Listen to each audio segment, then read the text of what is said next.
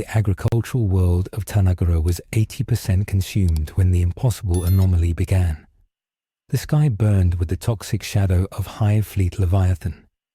Billions of tons of grain and meat were already dissolved into sludge. The Tyranid ships waited in orbit like ticks on a dying dog.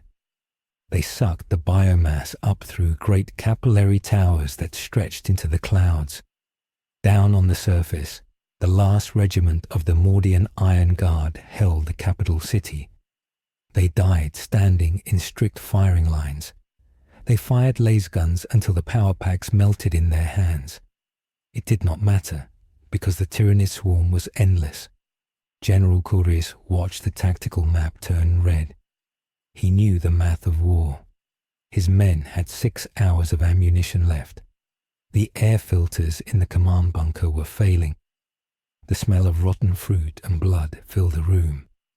Dust from the shelling coated every uniform. Kuris prepared his final report to the Segmentum command. He accepted death, but the cogitator machine on his desk started to make a strange noise. It was a pattern warning. The tech priest stationed with them looked at the screen with his red bionic eye. The priest said that the biomass sensors were wrong. In the southern continent, the consumption had stopped. It had not just stopped. It had reversed. Kuris looked at the grainy video feed. The southern swamps were famous for poisonous frogs and thick moss. Now the swamps were moving. A Tyranid capillary tower stood tall as a mountain in that sector. It screamed. It was not a sound of wind. It was a biological scream of pain. Great roots erupted from the earth. They were not Tyranid roots. They were dark green and covered in wet mud. The roots wrapped around the alien tower. The tower was made of bone and muscle. The roots squeezed. The alien tower cracked. Purple fluid sprayed across the jungle canopy. The tech priest made a sound of fear. He said the local flora was growing at a speed that broke the laws of physics. Vines moved faster than a striking snake. They caught the smaller Tyranid bioforms. The plants did not just kill the aliens. The plants absorbed them. The hunter became the food. General Kuris saw something huge stand up in the center of the green storm. It was a humanoid shape. It was made of twisted vines and heavy tubers. It had eyes like red embers deep in a dark cave. It looked at the Tyranid swarm the way a gardener looks at a pest. It raised a hand. The jungle obeyed. The ground shook as the roots traveled under the ocean. They were coming for the capital city. They were coming for the Tyranids. The general realized the war had changed. The Imperium was not fighting the Tyranids anymore. They were bystanders in a war between the Great Devourer and something ancient. The planet itself had grown a defender. The defender was angry. The Tyranid hive mind reacted instantly. It sent a swarm of flying gargoyles to bomb the swamp with acid. The acid burned the green canopy, but the smoke did not disperse. The smoke turned into heavy spores. The spores floated up and clogged the wings of the gargoyles. The flying beasts crashed into the mud. The mud swallowed them. The tech priest tried to measure the energy output of the creature. His scanners overloaded. He said the energy signature was not psychic. It was not technological. It was purely biological, but infinite in scale. The creature walked forward. With every step, new trees grew from its footprints. These were not normal trees. They had bark like iron and thorns like knives. They grew in seconds. They formed a wall against the Tyranid advance. The general watched the Carnifex charge the wall. The Carnifex was a living tank. It smashed into the new trees. The trees did not break. Instead, the wood flowed around the monster. The wood trapped the beast. The Carnifex roared and thrashed. Then it went silent. The tree absorbed it. Flowers bloomed on the branches. The flowers were the same purple color as the Tyranid blood. The creature in the swamp did not stop. It looked up at the sky. It saw the bioships in orbit. It did not have a radio or a voxcaster, but the general felt the message in his teeth. It was a vibration in the soil. The message was simple.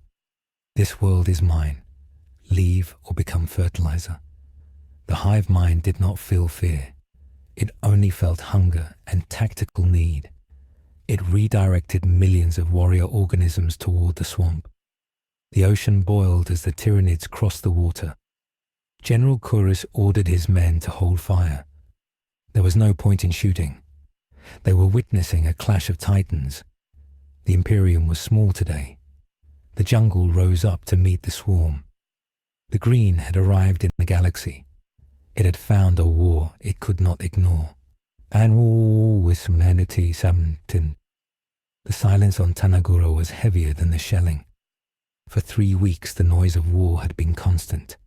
The screech of falling spores and the boom of basilisk artillery had filled every second. Now there was only the wind. General Kuris stood on the ramparts of Hive Secundus. His uniform was torn but buttoned correctly. He was a Mordian. Discipline was his armor.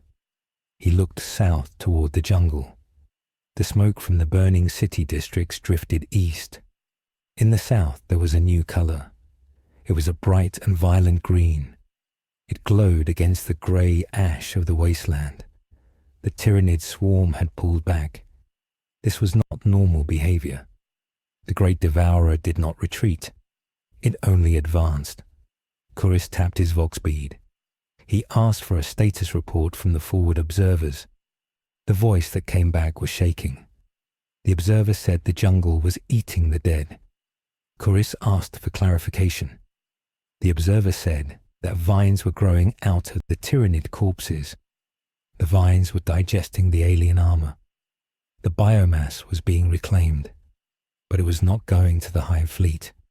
It was going into the soil. Kuris went back to the command bunker. The mood inside was tense. The staff officers did not know how to process a miracle. The Imperial Guard manual had instructions for victory and instructions for defeat. It did not have instructions for when the planet started fighting back on its own. Margos Varnak was arguing with a logistics officer. Varnak was a high-ranking tech priest of the Adeptus Mechanicus. He wore red robes that smelled of incense and oil. Half of his face was a steel mask. He waved a metal dendrite arm in the air. He wanted a transport skiff. He wanted to go to the green zone immediately. The logistics officer refused. He said they needed to conserve fuel for the evacuation. Varnak slammed his metal hand on the table. He said the evacuation was irrelevant. He said a new power source had manifested. He called it a biological singularity. He said it was more valuable than the lives of the entire regiment. Kuris intervened. He told Varnak that no one was leaving the perimeter. The Tyranids were still in orbit. The bioships blocked the sun. If they flew a skiff, the gargoyles would swarm it. Varnak made a clicking sound of disapproval. He plugged himself into the main tactical table. He showed Kuris the energy readings. The graph was a vertical line. The energy in the swamp was rising. It was pulling nutrients from the bedrock deep underground. Then the voxcaster screamed. It was a high-priority signal. It carried the Rosette code of the Holy Inquisition. A ship had just broken translation from the warp at the edge of the system. It was a fast attack frigate named the Sword of Truth. It was burning hard for the planet. Kuris felt a cold stone settle in his stomach. The Inquisition was usually a death sentence. If they saw the corruption on the surface, they might burn the whole world. Kuris ordered his men to prepare the landing pad. He told them to polish their boots. If they were going to die, they would look like soldiers. The frigate did not wait for clearance. It launched a heavy dropship. The dropship roared through the atmosphere. It ignored the Tyranid spores. It landed in the center of the Hive fortress. The ramp lowered. Steam hissed from the hydraulic pistons. Inquisitor Hestia walked down the ramp. She was a woman of terrifying presence. She wore power armor that was painted black with gold trim. A fur cloak hung from her shoulders. She carried a bolt pistol on her hip and a power sword on her back. Behind her walked a retinue of specialists. There was a scribe with eyes sewn shut. There was a veteran stormtrooper with a hell gun. There was a psyker in chains. The psyker was weeping. He was clawing at his own face. Hestia walked straight to General Chorus. She did not salute. She looked at the southern horizon. She asked what he had done. Chorus explained the situation. He spoke clearly. He told her about the Tyranid invasion. He told her about the sudden growth in the swamp. He told her the Tyranids had stopped attacking. Hestia listened. Her face was like marble. She turned to the weeping psyker. She asked him what he felt. The psyker fell to his knees. He screamed that the warp was quiet. He said the shadow of the Tyranids was heavy, but there was a light that burned without heat. He said it felt like an old god. He said it felt like the earth was angry. Hestia looked at Varnak. She asked the tech priest for his assessment. Varnak spoke about cellular regeneration rates. He spoke about impossible photosynthesis. He said the entity in the swamp was rewriting the genetic code of the local flora. It was making the plants weaponized. Hestia nodded. She made a decision. She ordered Chorus to assemble a strike team. They were going to the swamp. Chorus tried to protest. He said it was suicide. The ground between the city and the swamp was a kill zone. Hestia touched the handle of her sword. She said that ignorance was the greater danger. She needed to know if this force was of the Emperor or of chaos. If it was chaos, she would destroy the planet herself. Chorus obeyed. He gathered his best platoon. They loaded into 3 Chimera armored transports. The tanks rumbled out of the city gates. The Inquisitor rode in the lead tank. Chorus rode with her. The wasteland was a nightmare. The ground was grey sludge. It was a mix of ash, mud, and dissolved organic matter. The Tyranids had stripped this area days ago. There was no grass. There were no trees. There was only mud. The tracks of the chimeras churned the filth. They drove for an hour. Then the landscape changed. It did not change gradually. It changed instantly. They crossed a line in the dirt. On one side was death. On the other side was life. The life was aggressive. Thick moss covered the ground like a carpet. It was deep green and smelled of mint and iron. Ferns the size of cars blocked the path. The trees were twisted and dark. They grew close together. The chimeras had to crush them to move forward. But the trees fought back. Branches whipped against the metal hulls. The sound was like hail. Chorus watched through the periscope. He saw flowers blooming on the crushed trees. They bloomed in seconds. They released yellow clouds of pollen. The convoy stopped. A wall of briars blocked the path. The thorns were as long as bayonets. The driver revved the engine. The chimera pushed. The briars held fast. The tank tread spun in the mud. They were stuck. Hestia ordered everyone out. The soldiers dismounted. They formed a defensive perimeter. They held their laser guns tight. The jungle was silent. It was not the silence of an empty room. It was the silence of a predator waiting to strike. Varnak scanned a tree. He cut a piece of bark with a laser scalpel.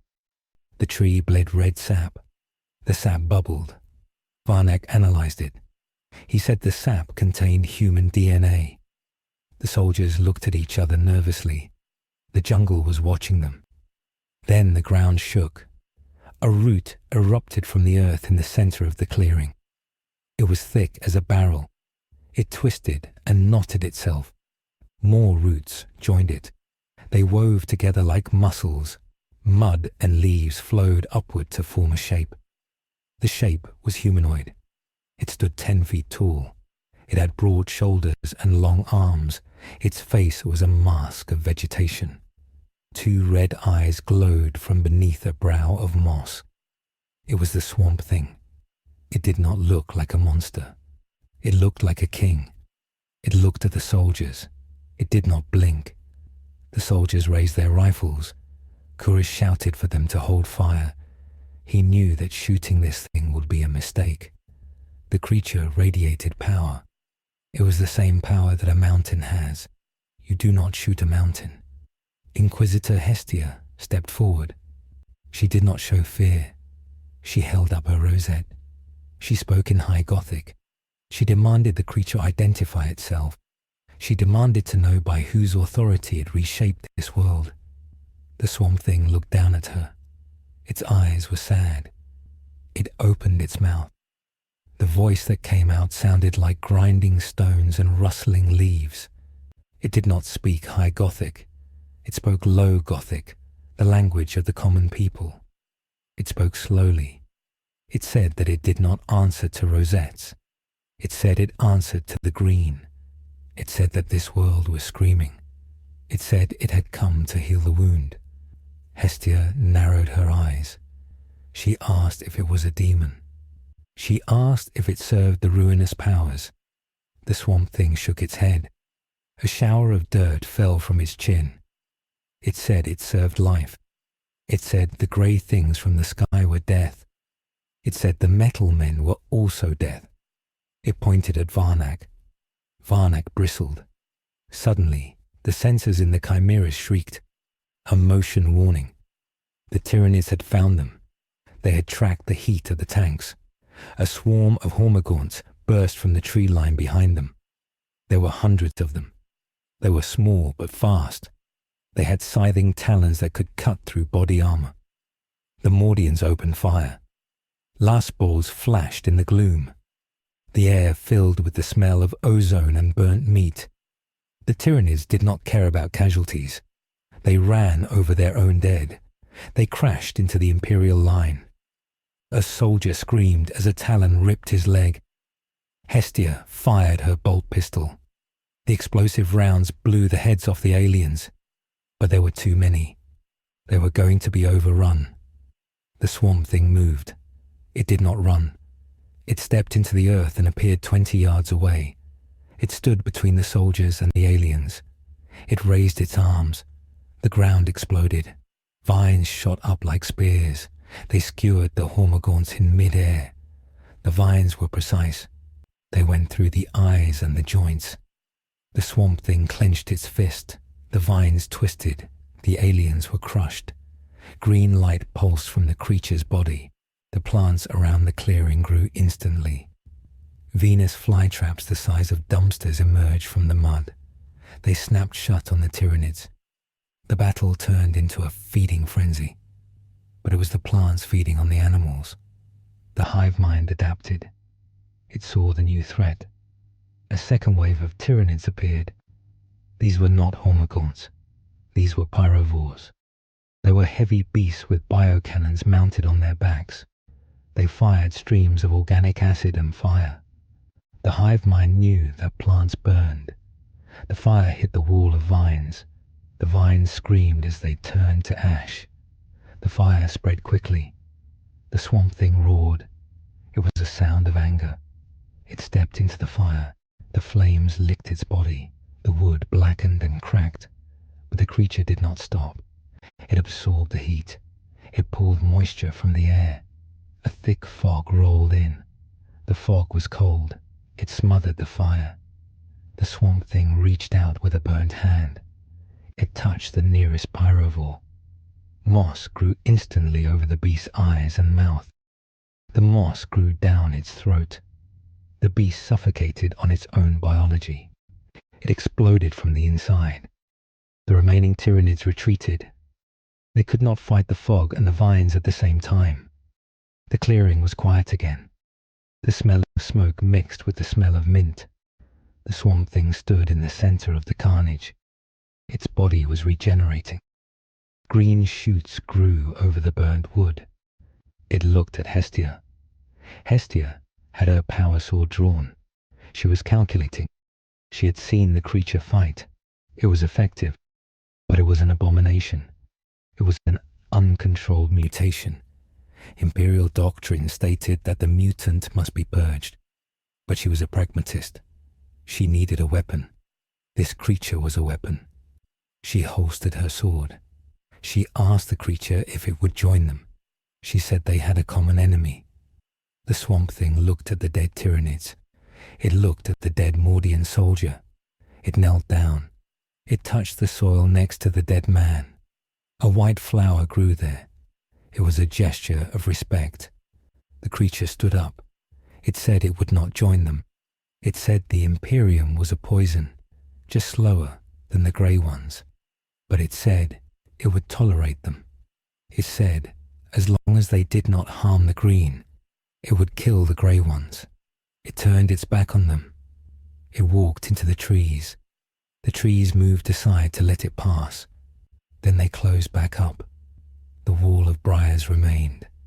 Varnag rushed to the spot where the creature had stood. He scanned the ground. He was shaking with excitement.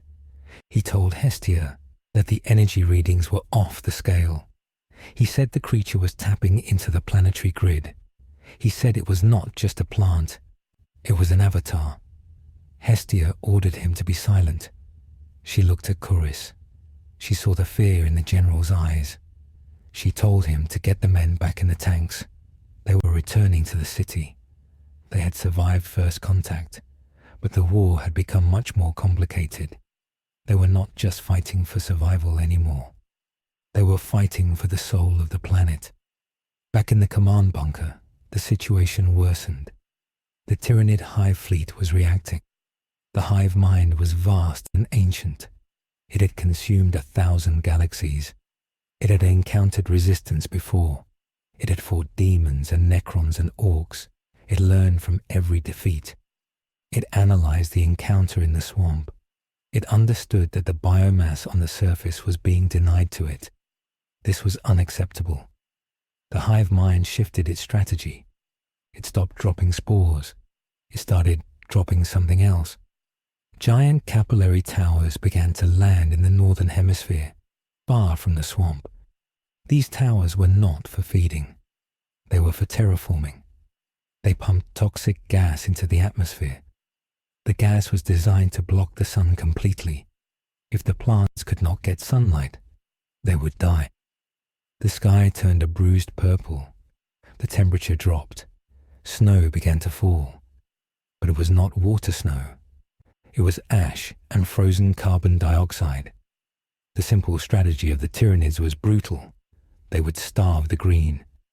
Kuris watched the temperature gauge fall. He looked at Hestia. He asked what they should do. Hestia was reading an ancient text she had brought from her ship. She was looking for records of nature spirits. She found nothing that matched this scale. She closed the book. She said they had to secure the spaceport. If the planet froze, they would need supplies from off-world. They needed promethium for heat. The spaceport was located in the mid-latitudes, between the city and the swamp. It was currently a no-man's land. The Tyranids would be heading there too. They would want to destroy the fuel reserves. Kuris rallied the regiment. He gave a speech. He did not speak of glory. He spoke of duty. He told them that Tanagura was their home. He told them that even if the world ended, they would stand their ground. The Mordians shouted their affirmation. They were grim men. They liked grim odds. They loaded their lasguns. They checked their bayonets. The column moved out. Meanwhile, deep in the swamp, Alec Holland sat on a throne of roots. He was the swamp thing. He felt the temperature drop. He felt the sun vanish behind the toxic clouds. He felt the pain of the trees. They were shivering. He closed his eyes. He reached out with his mind. He did not reach for the sun. He reached down. He felt the tectonic plates of the planet. He felt the magma core deep beneath the crust. If the sky would not give him heat, the earth would. He pushed his consciousness into the rock. It was heavy work. It required immense will. He groaned. The sound shook the leaves of the forest. In the mid-latitudes, the ground cracked. Steam vents opened up. Geothermal heat poured out. The swamp thing was terraforming back. He was creating a greenhouse effect from below. The fog grew thicker. The plants adapted. They grew broad leaves to catch the heat. They grew bioluminescent bulbs to create their own light. The green was evolving. It was becoming a subterranean jungle. The swamp thing stood up. He sensed the Imperial army moving toward the spaceport. He sensed the Tyranid swarm moving to intercept them. He knew the humans were weak. They would die without help. He did not like the humans. They burned forests. They poisoned rivers. But they were part of the natural order. The Tyranids were not. The Tyranids were a cancer. He began to walk north. The roots traveled with him. He was bringing the swamp to the battle. The spaceport was a wreck. The control tower was half collapsed. The landing pads were cracked. Fuel tanks stood like rusted giants. General Kouris deployed his tanks in a semicircle around the main fuel depot. He had 50 Chimeras and 10 Lehman Russ battle tanks. It was a strong force, but against a Hive fleet it was nothing. The snow fell harder. It covered the tanks in white. The soldiers shivered in their greatcoats. Their breath misted in the air. Then the enemy arrived. They did not come as a horde this time. They came with precision. Lictors, the chameleon assassins of the Tyranids, moved in the shadows. They bypassed the outer sentries. They struck the heavy weapons teams first. A Lascanon crew disappeared in a spray of red mist. Then another. Kouris shouted orders. The tanks swiveled their turrets. They fired into the dark. High explosive shells detonated. The flashes illuminated the monsters. They were everywhere. The main assault followed. Genestealers sprinted across the open ground. They moved so fast they were a blur. The Mordian line fired. A wall of laser light met the wave of claws. Bodies piled up. But the Genestealers vaulted over the dead. They reached the trenches. The slaughter began. It was hand-to-hand combat. Bayonets against chitin. The Mordians fought with discipline. They formed shield walls. They stabbed and fired. But they were losing. Inquisitor Hestia was in the center of the line. She fought like a demon. Her power sword cut through the aliens with ease. She beheaded a Lehman Russ-sized warrior. She shouted litanies of hate. She rallied the men around her. But she saw the flank collapsing. A massive bio-titan, a hierophant, was approaching from the distance. It was striding through the snow. Its bio-cannons were charging. If it fired, the depot would be gone. Then the earth beneath the hierophant exploded. It was not a bomb. It was a tree. A massive redwood shot out of the ground directly under the Titan. The force of the growth launched the 50-ton beast into the air. The tree kept growing. It grew branches that wrapped around the Titan's legs. It pinned the monster to the sky. The Hierophant screeched and fired its cannons wildly. The shots hit the clouds. The Swamp Thing emerged from the steam vents near the fuel tanks. He was larger now. He had absorbed the geothermal energy. His body glowed with orange veins. He looked at the Imperial line. He looked at the Tyranids. He raised both hands. The concrete of the landing pads cracked. Vines made of stone and ironwood burst forth. They formed a barricade in front of the soldiers. The Genestealers slammed into the living wall. The vines lashed out. They did not just strike, they infected. The thorns injected rapid growth spores into the aliens. A Genestealer clawed at a vine. A spore entered its bloodstream. Seconds later, a fern burst from the alien's chest. The alien fell, convulsing as its own body became soil. The Tyranids hesitated. This was a new biological rule. They were used to consuming. They were not used to being used as compost. The hive mind felt a moment of confusion. The tactical link faltered. General Chorus seized the moment. "Counter-attack," he screamed. "For the Emperor and the Green." He did not know why he added the last part. It just felt right. The Mordians charged out of the trenches. The Leman Russ tanks rumbled forward. They fired their battle cannons. The Tyranids, caught between the tanks and the angry plants, broke. They did not retreat. They were annihilated. The battle ended as quickly as it had begun. The snow was black with ichor. The steam vents hissed.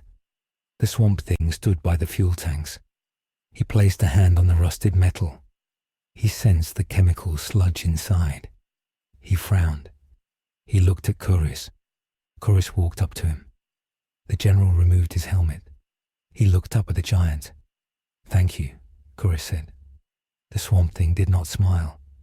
"I did not save you," he rumbled. "I saved the heat. You are sitting on the warmth my garden needs." He pointed to the north. "The grey ones are gathering. They are making a new thing. A big thing. You must be ready." Hestia approached. She looked at the creature with a mix of awe and suspicion. "What are they making?" she asked. The swamp thing looked at the sky. "They are making a throat," he said cryptically. "They want to drink the world dry in one gulp." Before she could ask more, the creature dissolved into a pile of wet leaves and mud. He was gone. He had travelled through the green to another part of the planet. Hestia turned to Varnak. "What did he mean? A throat?" Varnak's logic engines whirred. "He refers to a capillary tower of the primary class," Varnak said. "A planetary extraction spike. If they complete it, they will suck the atmosphere and the oceans into orbit within days." Chorus looked at his men. They were tired. They were bleeding. But they were alive. "We have to stop it," Chorus said. "We cannot," Varnak said. "The logic is clear. We lack the firepower." Hestia looked at the pile of leaves where the swamp thing had been. "We don't have the firepower," she said. "But he does. We just need to convince him to use it." The Imperium held the city and the spaceport. The swamp thing held the southern jungles. The Tyranids held the north and the orbit. But the balance was fragile. The hive mind was brewing a biological countermeasure to the swamp thing. And in the shadows of the Imperial city, a new cult was forming.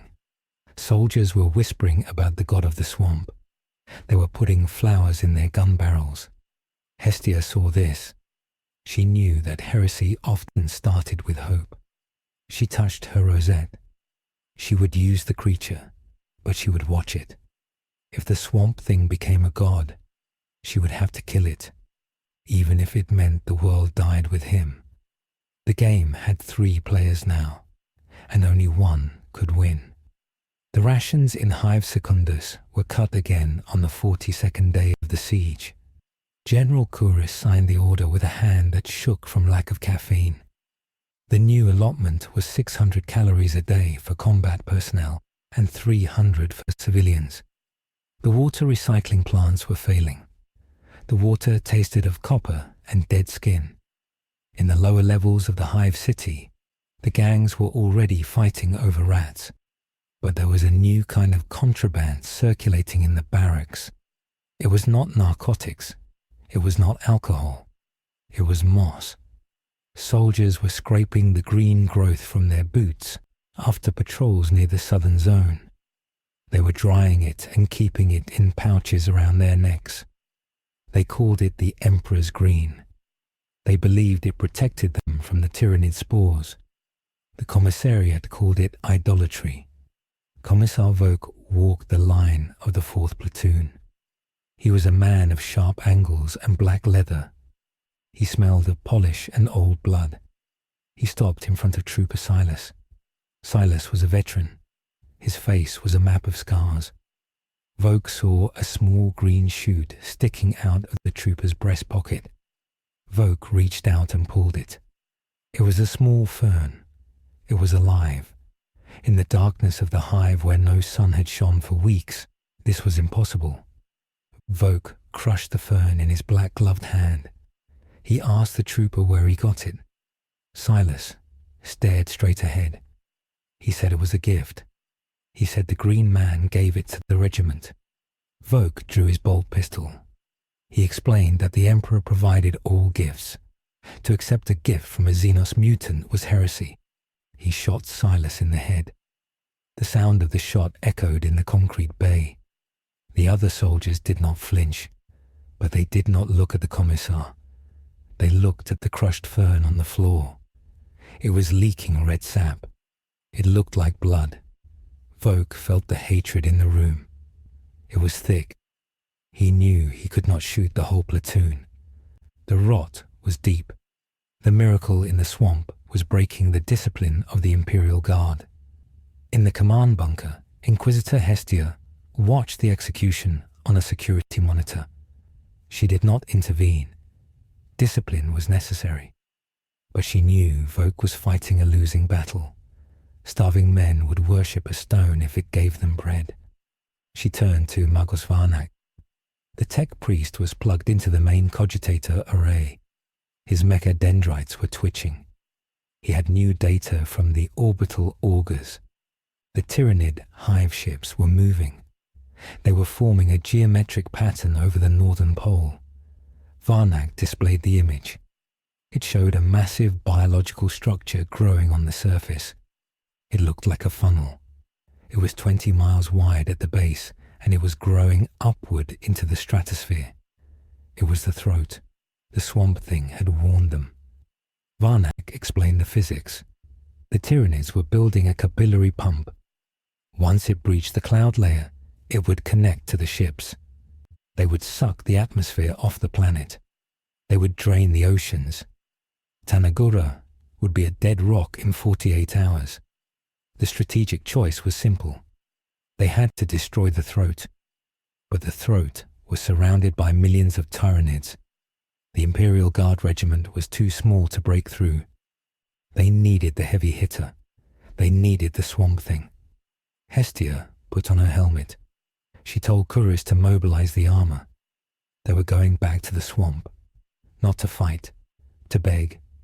The convoy to the southern zone was somber. The snow was grey with ash.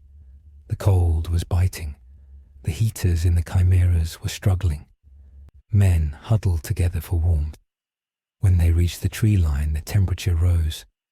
The geothermal heat the swamp thing had summoned was still working. The jungle was lush, but it had changed. The plants were not just green anymore. They were dark. They had thorns the size of swords. The flowers looked like gaping mouths. The jungle was preparing for war. The swamp thing was waiting for them. He sat on a throne made of woven ironwood. He was larger than before. His shoulders were covered in moss that looked like plate armor. Roots pulsed along his arms like veins. Hestia stepped out of her tank. She walked to the creature.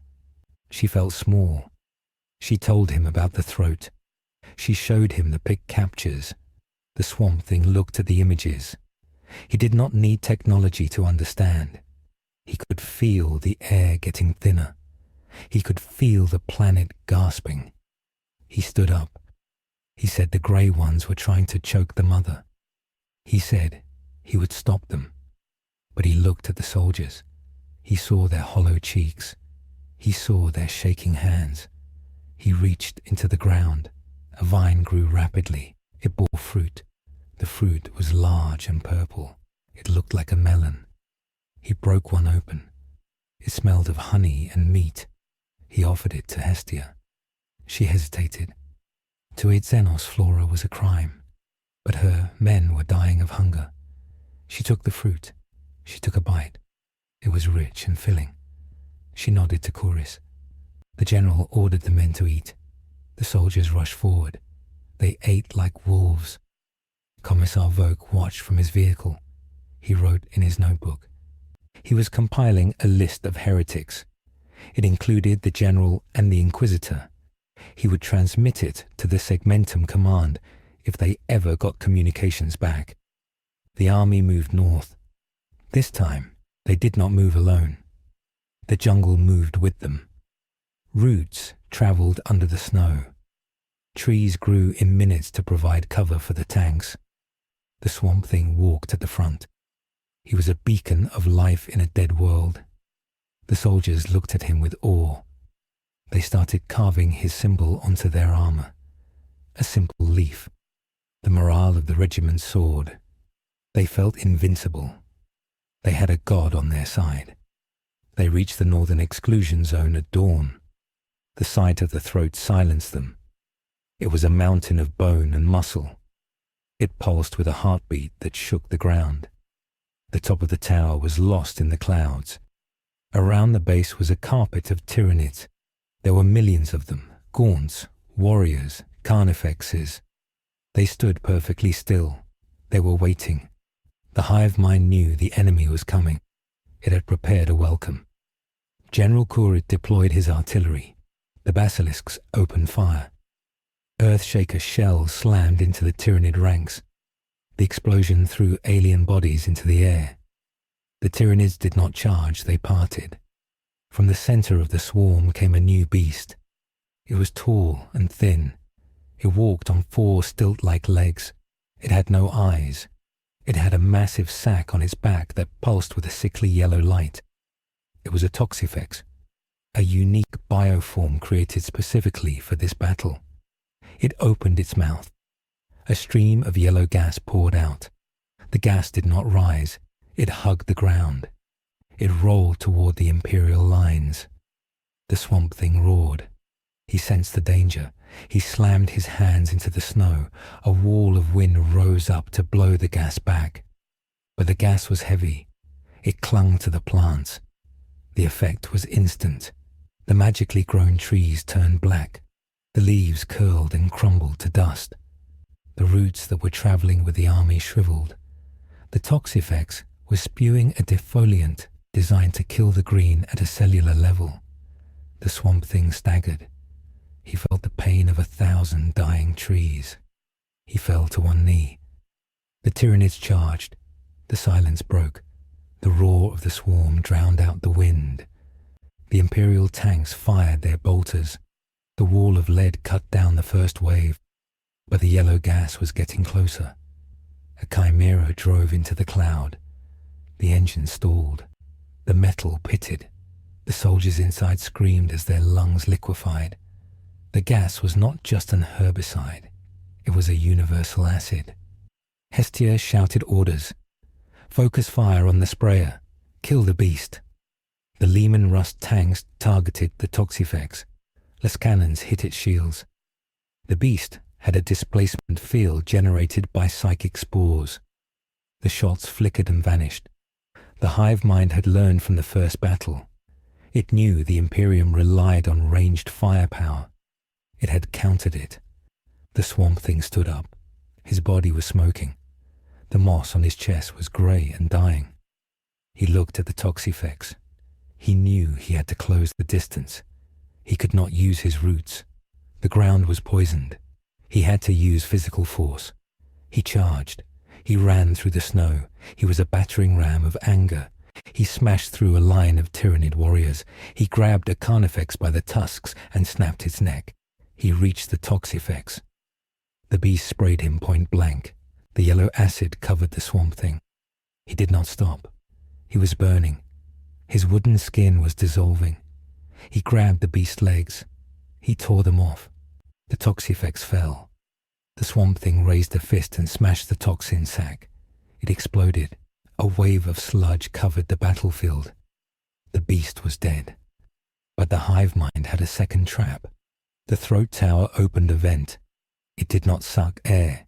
It spewed a liquid. It was a biological sludge, thick and black. It rained down on the Swamp Thing. This was not acid. It was a virus. The Tyranids had synthesized a version of the Nurgle's rot they had encountered in other wars, stripped of its warp energy and made purely biological. It was a necrophage. It ate life to fuel death. The Swamp Thing screamed. It was a sound that shattered the glass in the tank periscopes. He fell. The black sludge seeped into his vines. It turned them into black slime. He tried to regenerate. He called on the green, but the green was silent. The virus was infecting the planetary network. The connection was severed. The swamp thing was cut off from the source. He was just a pile of dying vegetable matter in the mud. The soldiers watched their god fall. The morale that had held them together shattered. Panic spread like a wave. "He is dead," someone screamed. "The green is dead." The line broke. A platoon of Mordians turned and ran. A commissar shot the first runner, but then he was trampled by the rest. The discipline of the Iron Guard was gone. Corus watched the collapse. He knew the battle was lost. If they stayed, they would be slaughtered. "Retreat," he ordered. "Fall back to the hive. All units, retreat." The drivers threw the tanks into reverse. The infantry scrambled onto the hulls. It was a rout.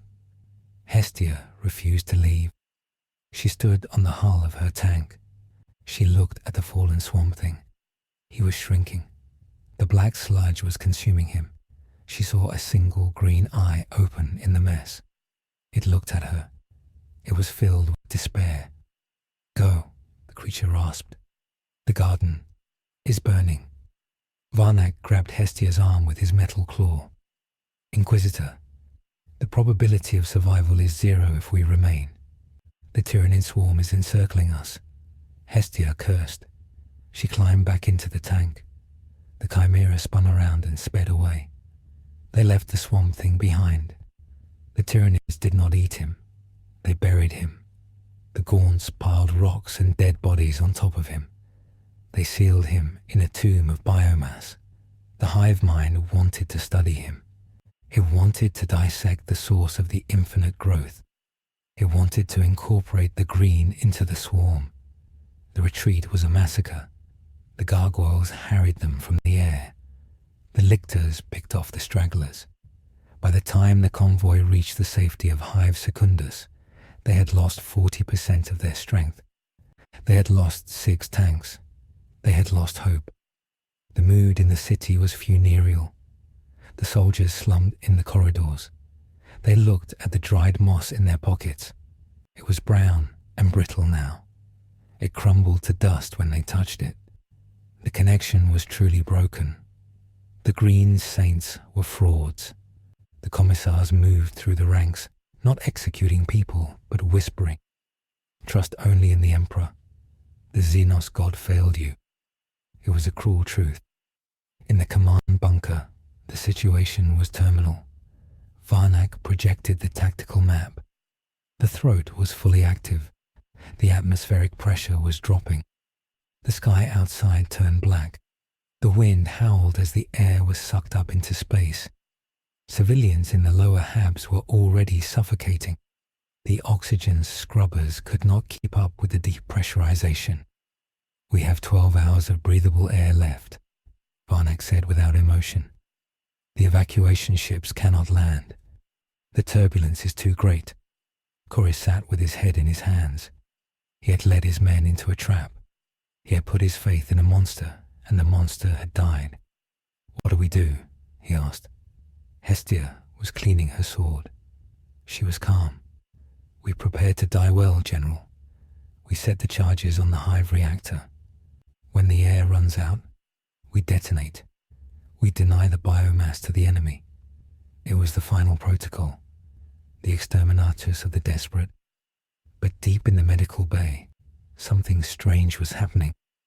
A wounded soldier, the one named Silas, who had not actually died from the commissar's shot, the last bolt had grazed his skull, was in a fever dream. He was thrashing on the cot. He was muttering. The medics tried to sedate him. He grabbed the nurse's arm. His grip was like iron. "He is not dead," Silas whispered. His eyes rolled back. They were not white. They were green. "He is deep. He is in the stone. He is angry." The nurse pulled away. Silas's skin began to flake. Underneath the skin, there was bark. The infection of the green had not left the soldiers. It was dormant. And now, as the Swamp Thing suffered in his tomb, his consciousness was seeking a refuge. It could not go into the plants because the plants were dead. So it went into the only other organic vessels available. It went into the men who had eaten his fruit. Hundreds of soldiers across the barracks woke up screaming. They felt the suffocation of the Swamp Thing. They felt the black virus eating his heart. They fell to the floor, clawing at their chests. Vines erupted from their mouths. But these were not the healthy green vines of before. These were grey, thorny, angry vines. The alarm klaxons blared. "Mutant outbreak in Sector 4, the Voxcaster shouted. Hestia ran to the barracks. She saw the horror. Her own men were transforming. They were becoming hybrids of flesh and wood. But they were not attacking the other humans. They were standing up. They were grabbing their laser guns. They looked at Hestia with eyes that glowed with a feral light. "The root survives," one of the hybrid soldiers said. It was not his voice. It was the voice of Alec Holland. "The flesh is weak. The wood is strong. We must break the tomb." Hestia realized what had happened. The Swamp Thing had transferred his consciousness into the regiment. He was using them as a lifeboat. It was a violation of every Imperial law regarding genetic purity. It was abomination. But Hestia looked at the tactical map. The air was running out. The Tyranids were winning. She made a choice that would damn her soul forever. She looked at the mutant soldiers. "Can you fight?" she asked.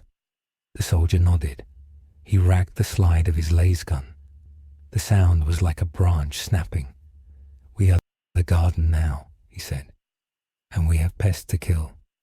The catastrophe was complete. The Swamp Thing's physical body was destroyed. The planet's ecosystem was poisoned. The atmosphere was venting into space, and the Imperial Guard regiment had been corrupted into a vegetative zombie horde possessed by a vengeful elemental spirit. The line between human and Xenos had been erased. The simple war of survival had become a war of monstrous transformation. General Kuris arrived at the scene. He saw his men. He saw the bark growing on their faces. He vomited. "What have you done?" he asked Hestia. "I have secured reinforcements," Hestia said coldly. "Open the gates, General. We are going back to the throat. And this time, we are bringing the virus with us." She turned to Varnag. "Can you weaponize the necrophage sample we recovered from the armor of the retreaters?" Varnag processed the request. "The virus targets plant matter. If we invert the protein markers, we could theoretically target chitin, but we would need a delivery system." Hestia pointed at the mutant soldiers. "They are the delivery system. They are part plant, part human. They can carry the inverted virus. They will be the carriers." It was a plan born of madness. They would send the infected soldiers to be eaten by the Tyranids. When the Tyranids consumed the biomass, the inverted virus would trigger. It was a poison pill on a massive scale. "This is not war," Kuris whispered. "This is extinction. This is 40K, Hestia said. "We do not fight for victory. We fight for spite." The gates of Hive Secundus opening. The wind howled in. The last remnants of the Mordian Iron Guard marched out. They did not march in step. They shambled. They dragged roots. They were the Legion of the Damned, but green. They walked into the storm to die one last time, to save a world that was already dead. The Swamp Thing was no longer a separate entity. He was the army, and the army was him. The final convergence approached.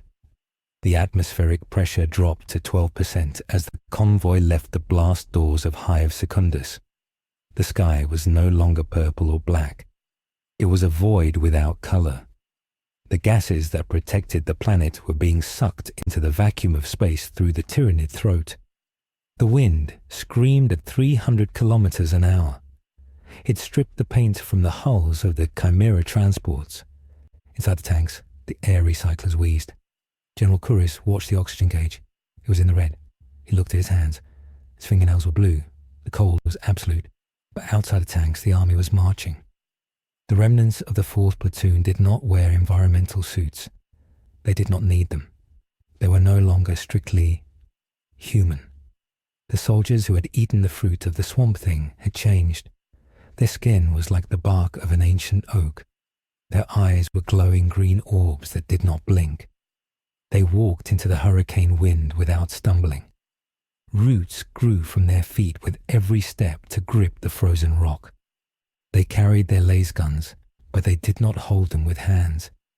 Vines wrapped around the weapons and integrated them into their arms. They were a fusion of biology and technology.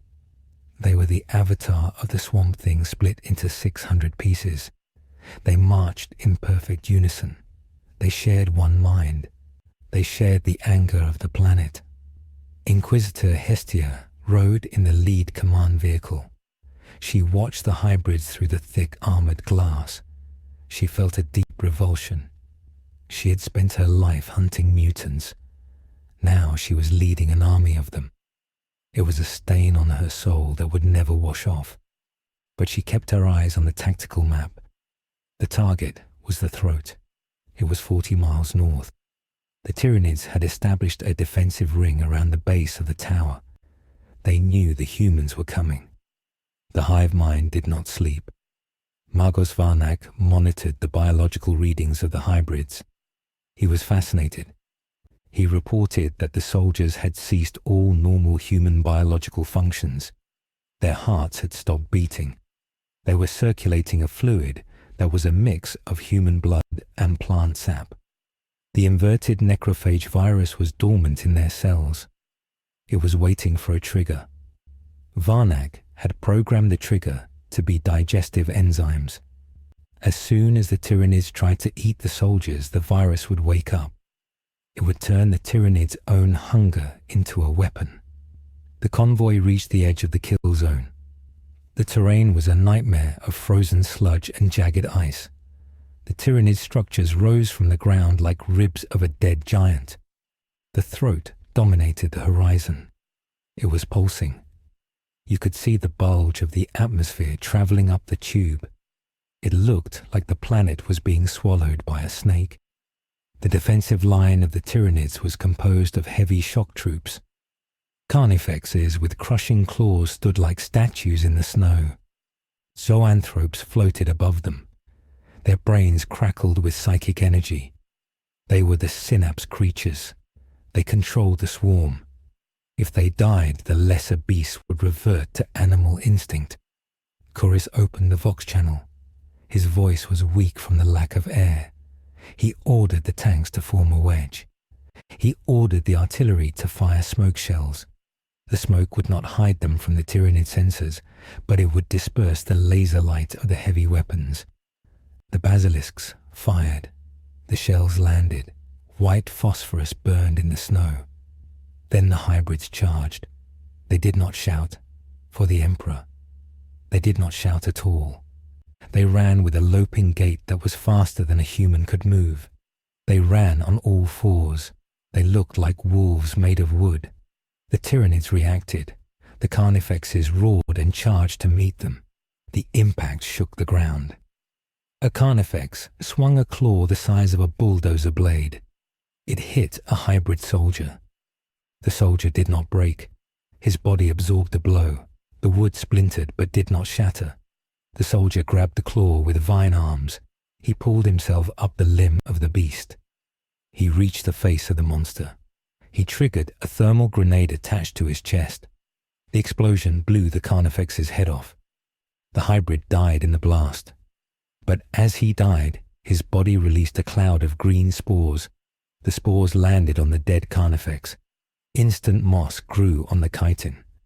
Hestia watched the exchange. It was brutal mathematics. One hybrid for one Carnifex. It was a trade she was willing to make. She ordered the tanks to advance. "Suppress the zoanthropes," she yelled. "Keep the big brains busy." The Lehman Russ battle tanks fired their heavy bolters.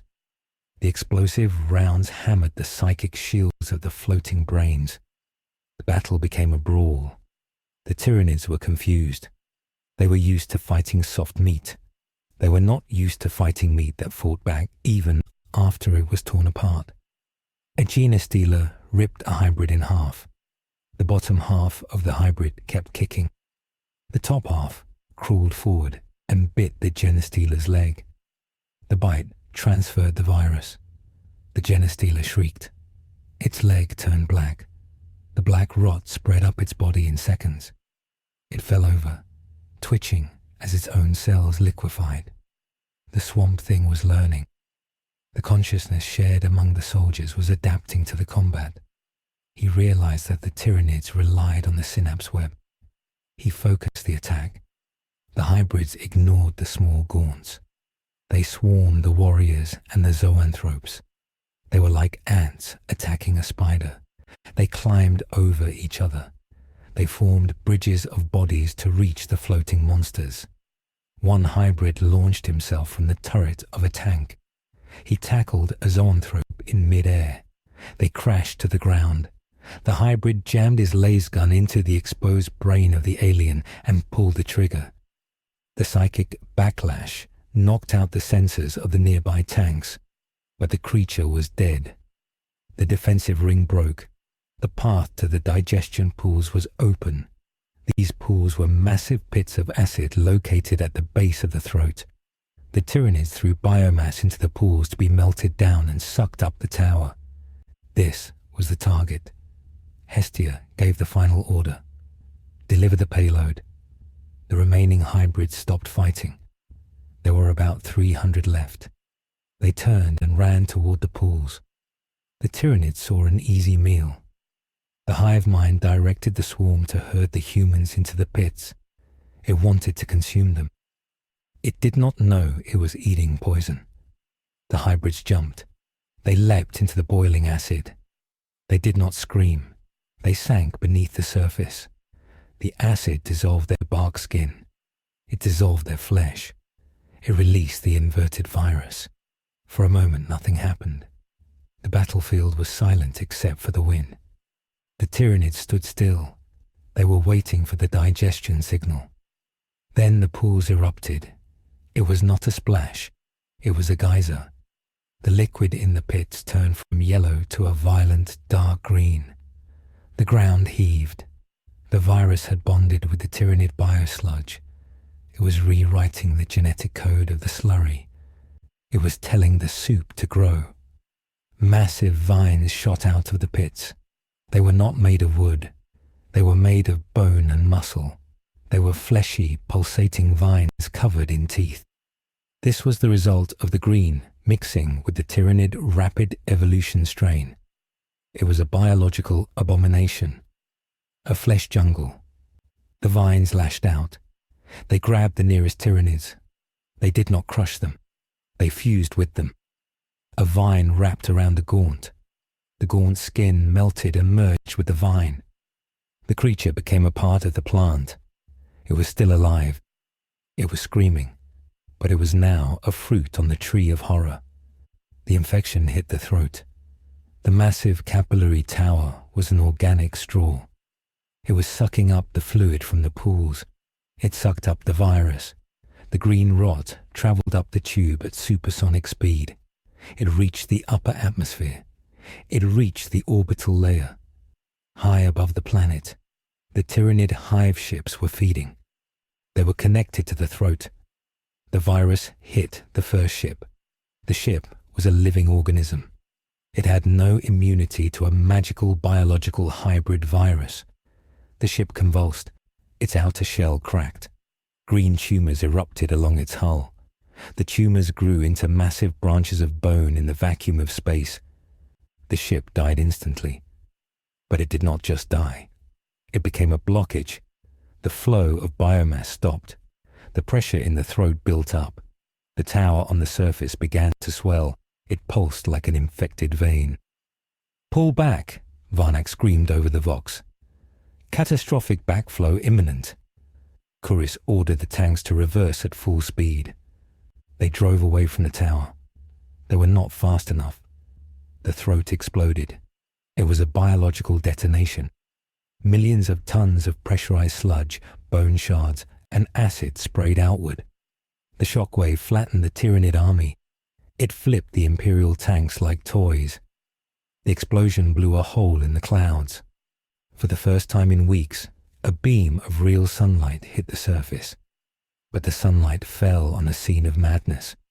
The explosion had spread the virus everywhere. The liquid rained down on the battlefield. Wherever it touched a Tyranid, the mutation began. The swarm was losing its shape. The orderly ranks of the hive mind dissolved into a chaotic soup of mutating flesh. And in the center of the crater where the throat had been, something was rising. The swamp thing had not died in the acid. The consciousness had found a new vessel. It had used the biomass of 1 million dissolved Tyranids to build a body worthy of a god. The shape that rose from the steam was 300 feet tall.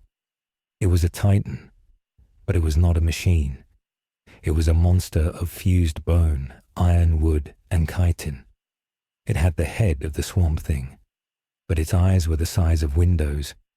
Its armor was the carapace of hive ships. Its arms were bundles of muscle as thick as trains. The swamp thing roared. The sound was not a voice. It was a psychic shockwave. It hit the minds of every living thing on the planet. Inside the command tank, Inquisitor Hestia grabbed her head. Her nose bled. "He is here," she whispered. "He is the planet now." The Tyranid hive, mind in orbit, reeled from the blow. It had lost a feeding tube. It had lost a ship. It had lost control of the ground swarm. The connection was fuzzy. The shadow in the warp flickered. The swamp thing looked up at the sky. He saw the remaining ships. He did not like them. He reached down and grabbed a chunk of the shattered tower. It was a jagged spear of rock and bone the size of a building. He wound up his arm. The muscles rippled. He threw the spear. It broke the sound barrier. It flew up through the hole in the clouds. It defied gravity, pushed by the telekinetic rage of the green.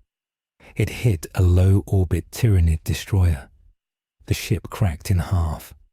Purple blood crystallized in the void. The soldiers in the retreating tanks cheered. They watched the fireworks. They pounded on the walls of the vehicles. They thought they had won. But Magos Varnak was looking at his sensors. The graph was not green. It was red. "Do not celebrate," he said. "The entity is not distinguishing between friend and foe. The virus is airborne." The black rain was falling on the Imperial tanks. The metal sizzled. The seals on the hatches began to dissolve. The virus was adapting again. It had learned from the Tyranids how to eat metal. "We have to get back to the hive," Chorus said. "We need shelter." "There is no shelter," Varnak said. "The hive is made of metal. The virus will eat the city." Hestia looked at the giant shape in the distance. The swamp thing was wading through the ocean of mutated flesh, smashing Tyranids with hands that swatted carnifexes like flies. He was destroying the enemy, but he was also destroying the world. "He has gone feral," Hestia said. "The pain of the burning woods drove him mad. He is no longer a guardian. He is a natural disaster." The swamp thing turned. He looked at the retreating Imperial column. He remembered them. He remembered the men who had carried him. But the memory was distant. It was clouded by the instincts of the Tyranid biomass he had absorbed. The Tyranid part of him felt hunger. The green part of him felt rage. The combination was a desire to purge. He took a step toward the tanks. The ground shook. A crevasse opened up. 2 chimeras fell into the hole. The soldiers inside screamed as the earth swallowed them. "He's attacking us," a driver yelled over the radio. "Keep driving," Chorus shouted. "Pattern Omega, scatter." The tanks fanned out. They drove wildly over the ice. The swamp thing raised a hand. Vines of bone shot out of the ground. They spearheaded a lemon rust tank. They lifted it into the air and crushed it. Fuel exploded. Hestia realized the truth. They had created a weapon they could not control. They had saved the planet from being eaten, only to have it crushed by its own defender. "We need a new plan," Hestia said. Her voice was steady, but her hands were shaking. "There is no plan," Chorus said. He was watching his men die. "We are ants between two boots." "There is always a plan," Hestia snapped. She turned to Varnag. "The hive mind. Is it still connected?" Varnag checked the readings. "Weakly. The synapse control is fragmented. The Norn Queen in the flagship is trying to re-establish order." "Good," Hestia said. "If the Swamp Thing is part Tyranid now, he is part of the synapse. He is connected to the hive mind." "Theoretically," Varnag said. "But his will is too strong. He is dominating the local network." "Then we have to break his will," Hestia said. "We have to hurt him. We have to remind him of what he was." "How?" Chorus asked. "We threw a virus at him and he ate it. We have nothing left." Hestia reached into her armored coat. She pulled out a small stasis box. It was a relic she had kept hidden. She opened it. Inside was a single perfect red rose. It was not from Tanagra. It was from Terra. It was a rose from the palace gardens, preserved for 1,000 years. "It is a symbol," Hestia said. "A psychic anchor. It carries the resonance of the Emperor's own garden. Pure, uncorrupted order. You want to show him a flower?" Chorus looked at her like she was insane. "I want to project the psychic imprint of this flower into the synapse network," Hestia said. "I want to show him the perfection of a garden that is not a war. I want to shame him." "We need a transmitter," Varnag said. "My equipment is damaged." "We have a transmitter," Hestia said. She pointed at the sky. "The Tyranid flagship, the Norn Queen. She is the broadcaster. If we can get a signal to her, she will amplify it to the whole swarm, and to him." "That is impossible," Chorus said. "We cannot reach the flagship." "We don't have to go there," Hestia said. "The Swamp Thing is connected to her. We just have to inject the signal into him. We have to get close." "He is crushing tanks," Chorus said. "Getting close is suicide." "Drive," Hestia ordered. "Turn the tank around." "We are going back to the monster." Chorus looked at his general. He looked at the tech priest. He saw no other option. He grabbed the steering yoke. "Hold on," he said. The command chimera drifted on the ice and spun around. It charged back toward the giant. The other tanks continued to flee. They were the distraction. The command tank was the needle. The Swamp Thing saw the lone vehicle returning. He paused. He was confused. Prey ran away. Prey did not come back. He lowered his hand. He watched the metal box approach. Chorus drove through the field of bone vines. He dodged the craters. He drove over the corpses of Tyranids. He got within 100 yards of the giant's foot. "Now!" Hestia yelled. Varnag activated the psychic amplifier he had jury-rigged to the tank's comms array. Hestia placed her hand on the rose. She focused her will. She was an inquisitor. Her mind was a fortress. She poured all her discipline, all her memories of beauty, all her loyalty to the golden throne into the flower. The amplifier shrieked. A beam of pure psychic data shot out of the tank. It hit the Swamp Thing in the chest. The giant recoiled. He roared. But it was not a roar of anger. It was a roar of surprise. The image of the rose bloomed in his mind. It was small. It was fragile. It was perfect. It was everything the Tyranid biomass was not. It was everything the war was not. The Swamp Thing froze. The red glow in his eyes faded. For a second, the green light returned. He looked down at his own body. He saw the claws. He saw the chitin. He saw the monster he had become. The shame hit him harder than a macro cannon shell. He staggered back. The connection to the hive mind wavered. He rejected the Tyranid biology. But the biology fought back. The Tyranid cells in his body realized that they were being rejected. They attacked him from the inside. The giant body began to tear itself apart. The Swamp Thing fell to his knees. The earth shook. "It's working," Varnak shouted. "He is destabilizing." But in orbit, the hive mind saw an opening. The Norn Queen realized the enemy was distracted. She saw the poison pill was breaking down. She ordered a final strike. She did not send more troops. She sent a bioship. A massive cruiser-class bioship detached from the fleet. It burned its engines hard. It was on a collision course. It was a kamikaze run. The target was the Swamp Thing. The hive mind would smash the planet to kill the anomaly. "Impact imminent," Varnak warned. 3 minutes. The sky turned red as the burning ship entered the atmosphere. It was a meteor the size of a city. The Swamp Thing looked up. He saw the death coming. He looked at the tiny tank at his feet. He looked at the rose in Hestia's mind. He made a choice. He could not save himself, but he could save the garden. He plunged his hands into the earth. He did not pull roots up. He pushed himself down. The giant body dissolved into a river of green light. The light flowed into the ground. It went deep. It went past the crust. It went to the core. The Swamp Thing abandoned his physical form entirely. He became the planet's magnetic field. He became the gravity. As the bioship plummeted, the air around it solidified. The wind stopped. The atmosphere became as hard as concrete. The ship hit the air barrier at Mach 10. It crumbled.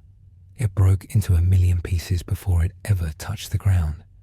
The debris burned up in a flash of green fire. The shockwave knocked the command tank on its side. Darkness took them. The wind was gone. The Tyranids were gone, dissolved or burnt. The Swamp Thing was gone. The planet was a silent, frozen rock. But deep down, under the ice, a heartbeat began. It was slow. It was heavy. It was the planet itself, alive and waiting. Chorus woke up. The tank was upside down.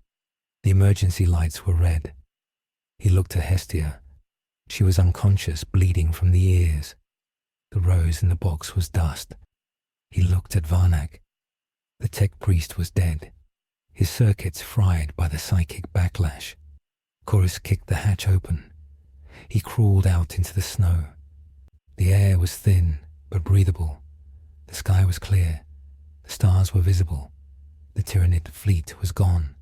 They had retreated, terrified of a world that ate ships. Chorus stood alone on the ice. He looked south. There were no trees. There was no jungle, just grey ice. But then he looked closer. At his feet, pushing through the frozen mud, was a single, small green shoot. It had a thorn. It looked angry. The war was over. The occupation had begun. Tanagura was no longer an Imperial world. It was a Swamp Thing world, and the Imperium would have to decide if it wanted to try and take it back. The silence of the void was broken by the arrival of the reclamation fleet. It had been 6 months since the Tyranid Hive Fleet had shattered against the surface of Tanagura.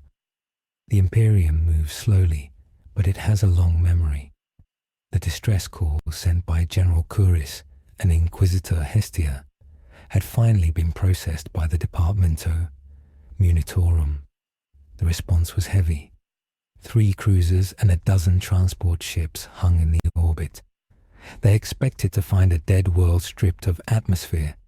They expected to find a rock floating in space. They did not expect to find a jewel.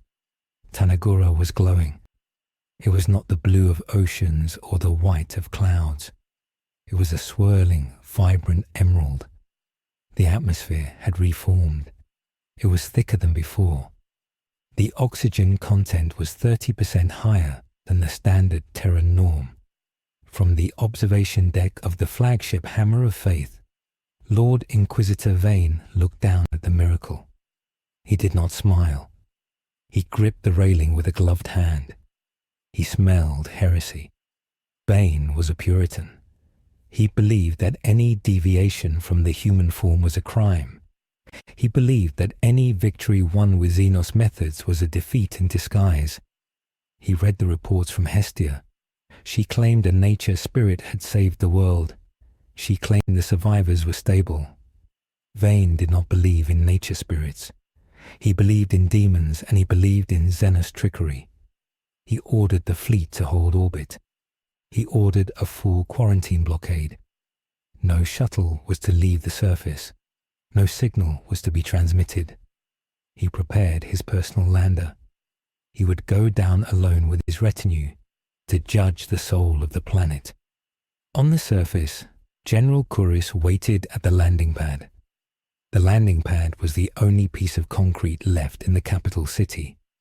The rest of Hive Secundus was gone. It had been swallowed by the jungle. But it was not a ruin. It was a symbiosis. Great trees grew through the hab blocks. Vines reinforced the crumbling walls. The city was a vertical forest. The air smelled of jasmine and ozone. Kuris wore his dress uniform. It was patched and faded. He had no boots. His feet were bare and calloused. He stood next to Hestia. The Inquisitor had changed. Her armor was gone. She wore a robe woven from spider silk and fibrous leaves. Her skin was tanned. Her eyes were bright. She carried a staff made of white bone. It was a piece of a Tyranid rib purified by the sun. The lander descended on a pillar of fire. The engines scorched the moss on the landing pad. Kuris winced. He felt the pain of the moss. It was a dull ache in the back of his mind. Since the Swamp Thing had merged with the planet, all the survivors shared a low-level psychic connection with the flora. They were not a hive mind, but they were a community. They felt when the wind changed. They felt when a tree fell. The ramp lowered. Lord Vane walked out. He was flanked by 10 stormtroopers in carapace armor. They had their hell guns raised. They aimed at the trees. They aimed at the flowers. Vane walked up to Kuris. He did not salute. He looked at the general's bare feet. He looked at the green tint in the general's eyes. Vane took a scanner from his belt. He waved it over Kuris. The machine clicked rapidly. Vane looked at the reading. He frowned. The DNA was human, but it was altered. It had triple helix structures similar to robust plant cells. The general was photosynthesizing. Vane turned to Hestia. He asked her to explain why she was out of uniform. He asked her why she had not purged the mutants. Hestia spoke softly. She said there were no mutants here. She said there were only survivors. She said the planet had evolved, and they had evolved with it. She said the Swamp Thing was not a threat. She said he was the planetary governor now. Vane scoffed.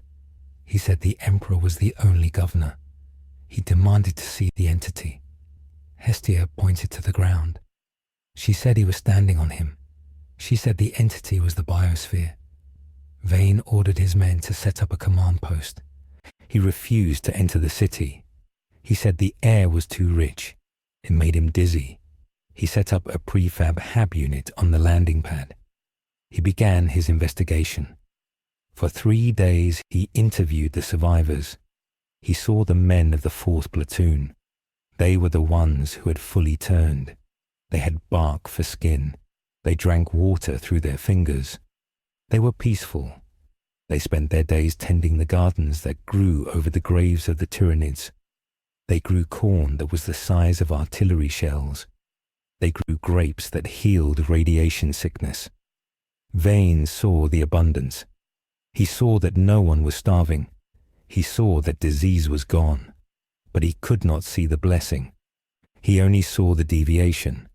He wrote his report. He concluded that the planet was under the influence of a Xenos-warp hybrid contagion.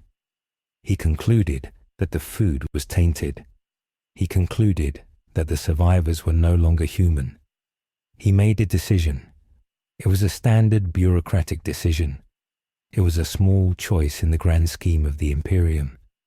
He decided to burn the evidence. He called Curis and Hestia to his tent. He told them his verdict. He said the planet was to be classified as a death world. The population was to be euthanized. The surface was to be firebombed from orbit to sterilize the contagion. Hestia argued. She pleaded. She said this was a new hope for the Imperium. She said they could learn from this. She said the Swamp Thing hated the Tyranids and chaos.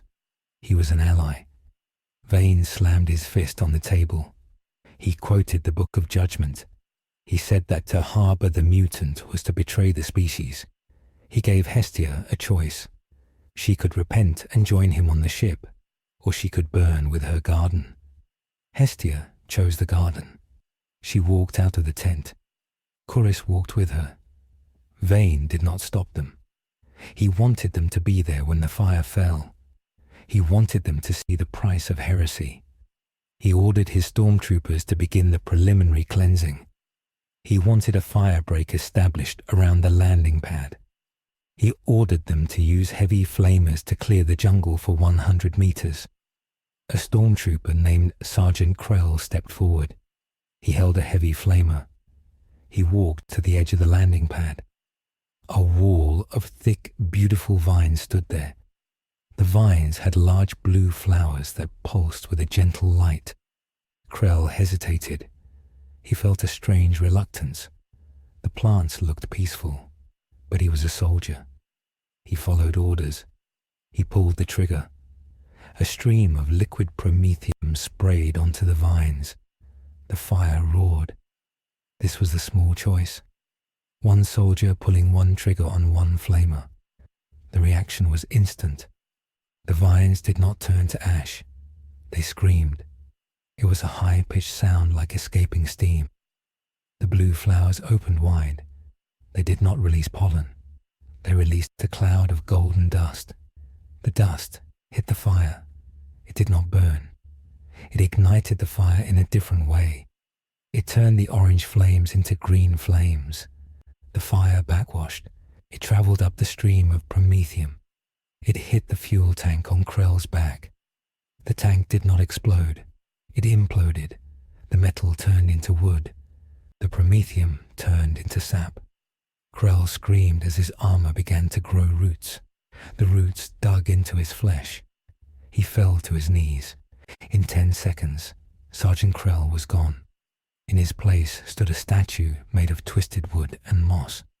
The statue had his face. It was screaming silently. Vane watched in horror. He ordered the other troopers to open fire. They fired hellguns. The lasers hit the jungle.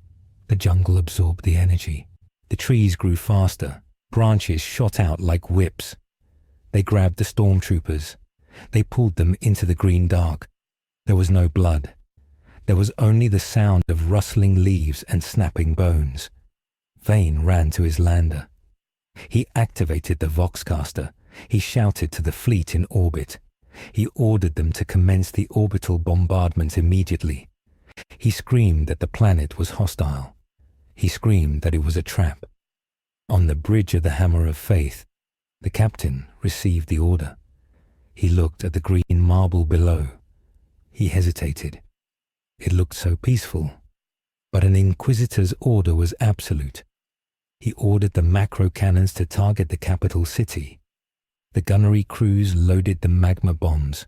They aimed. But on the surface, the Swamp Thing woke up. He had been dreaming deep in the mantle. He felt the pain of the burning vines. He felt the intent of the ships. He did not like the ships. They were made of dead metal. They were full of men who wanted to kill the garden. He decided to evict them. He did not throw rocks this time. He used the atmosphere. He manipulated the spore count in the upper stratosphere. The golden dust that had consumed Krell was not just a defense mechanism. It was a messenger. The Swamp Thing pushed the dust up. It rode the thermal currents. It bypassed the void shields of the ships because it was not energy. It was matter. It was microscopic. The dust entered the air intake valves of the Hammer of Faith. The ship's scrubbers tried to filter it. The dust ate the filters. It entered the ventilation system. It circulated through the entire ship in minutes. The captain took a breath. He smelled pine needles. He smelled wet earth. He looked at his hand. A small green shoot was growing out of his fingernail. He tried to brush it off. It would not move.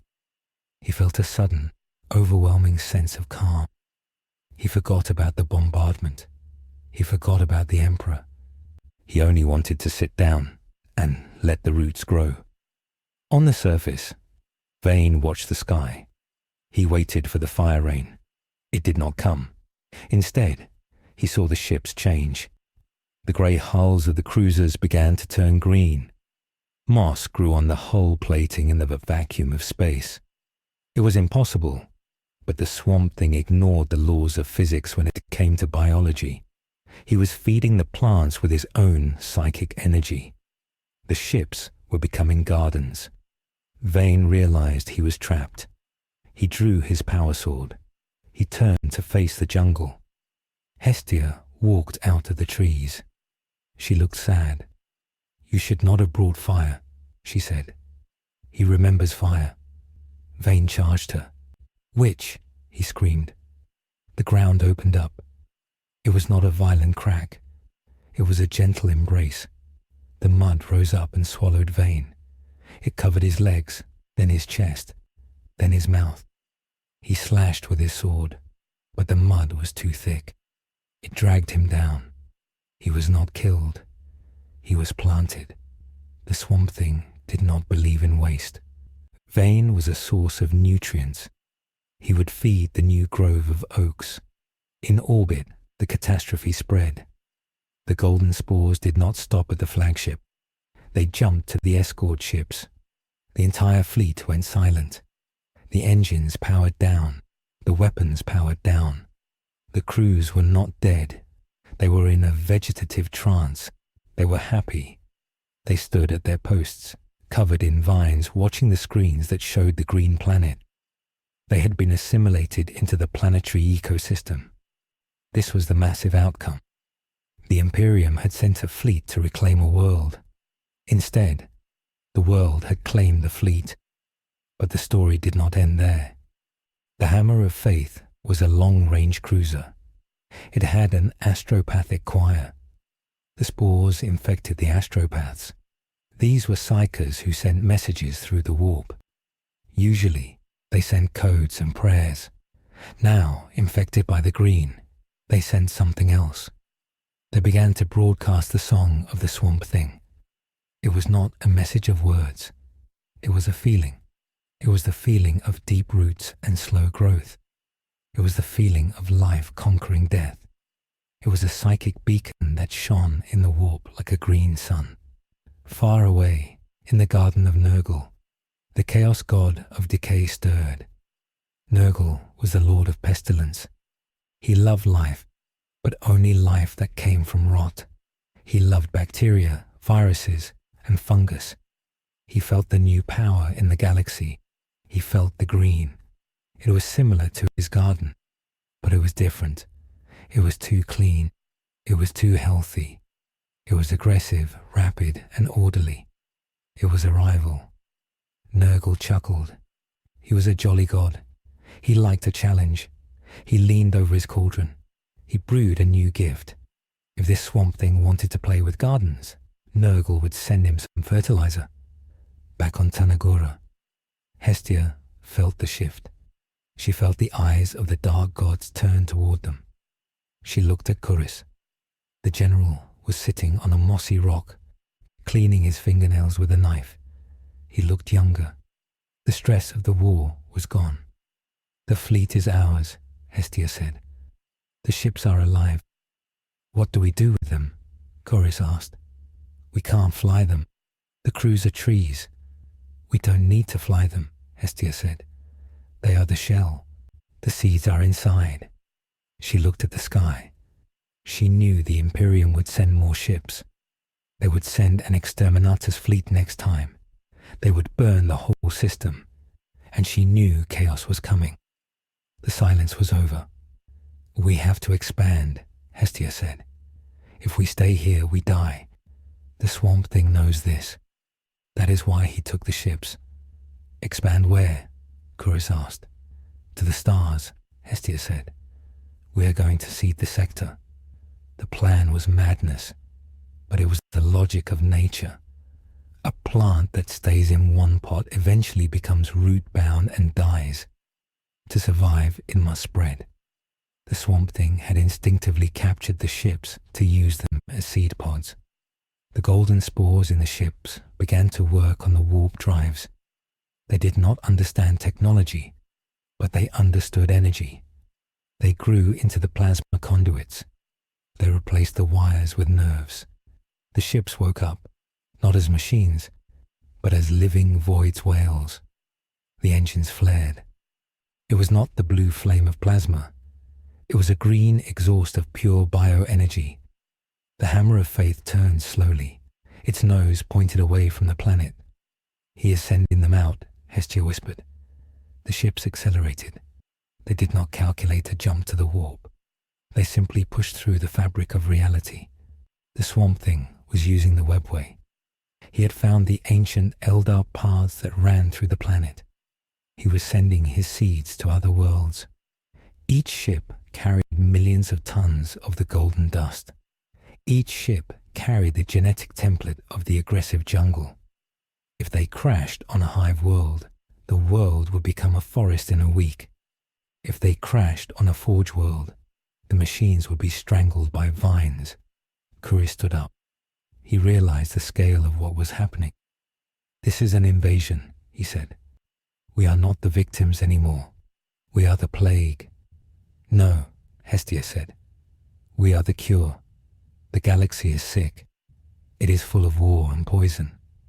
We are bringing the peace of the green." It was a beautiful lie. Hestia had been an inquisitor. She knew that imposing peace by force was tyranny, but she was too far gone. The sap was in her blood.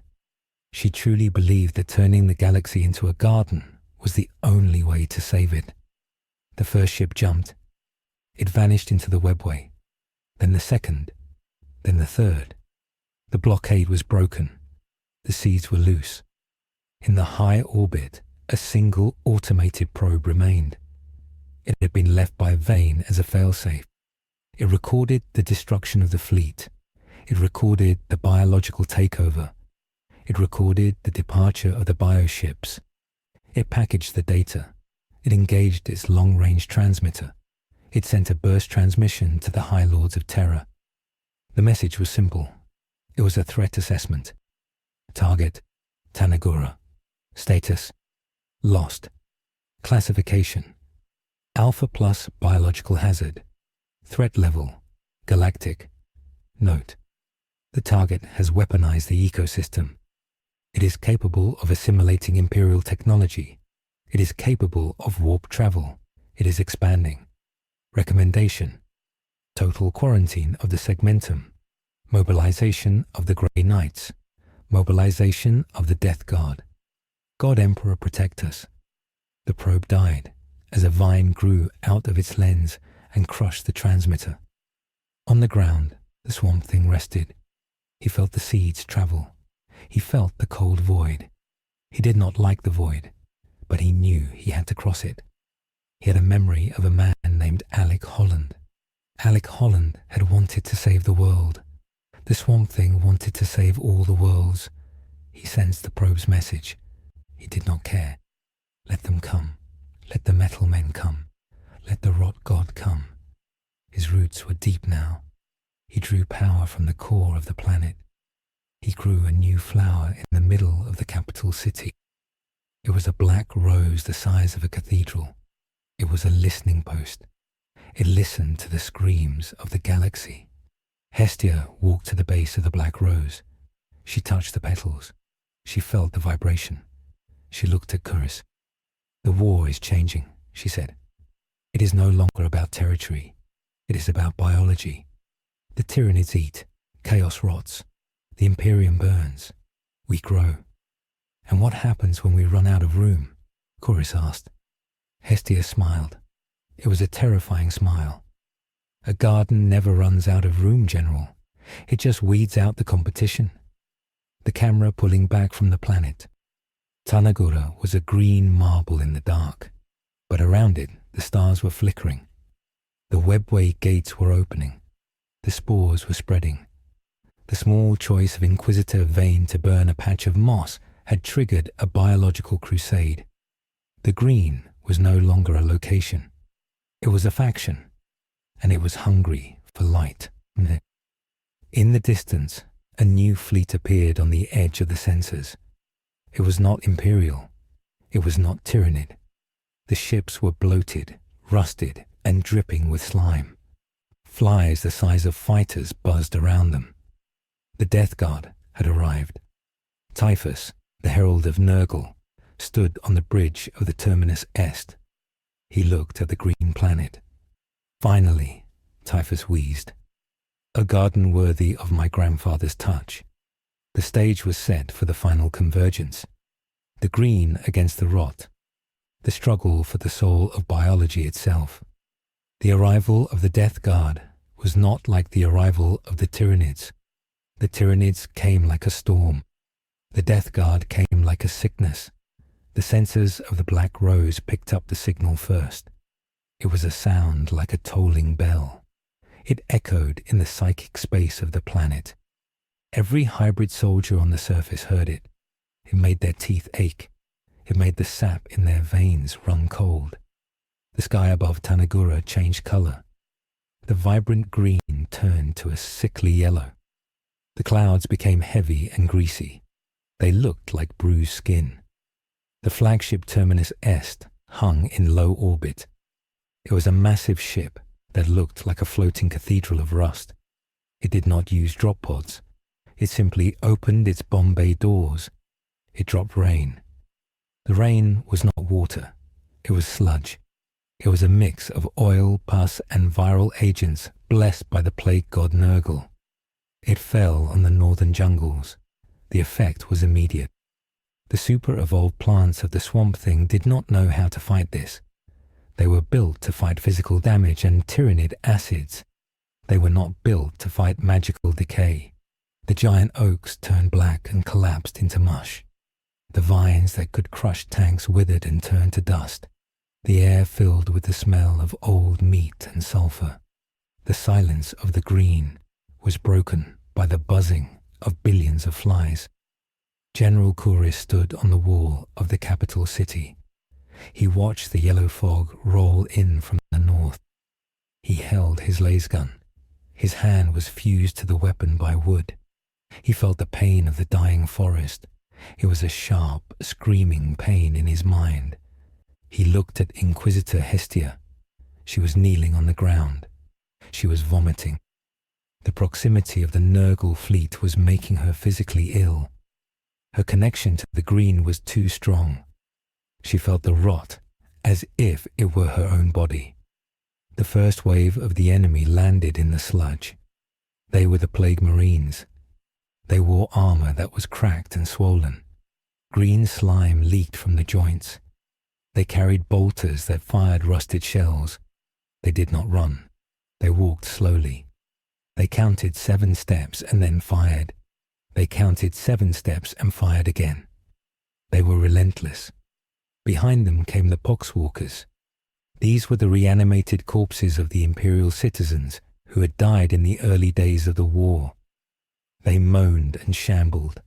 They were not fast, but there were thousands of them. Kouris ordered the defense. He screamed for the hybrid regiments to hold the line. The soldiers of the Green opened fire. Their laser guns were powered by bioelectricity. The beams were bright green. They hit the poxwalkers. The zombies burned. But when they hit the Plague Marines, the beams just scorched the rot. The Marines did not fall. They laughed. It was a wet, gurgling laugh. They fired back. The bolter rounds hit the treemen. The rounds exploded. They did not just tear flesh. They injected toxins. A hybrid soldier hit in the arm watched as his whole body turned to grey ash in seconds. The rot was faster than the regeneration.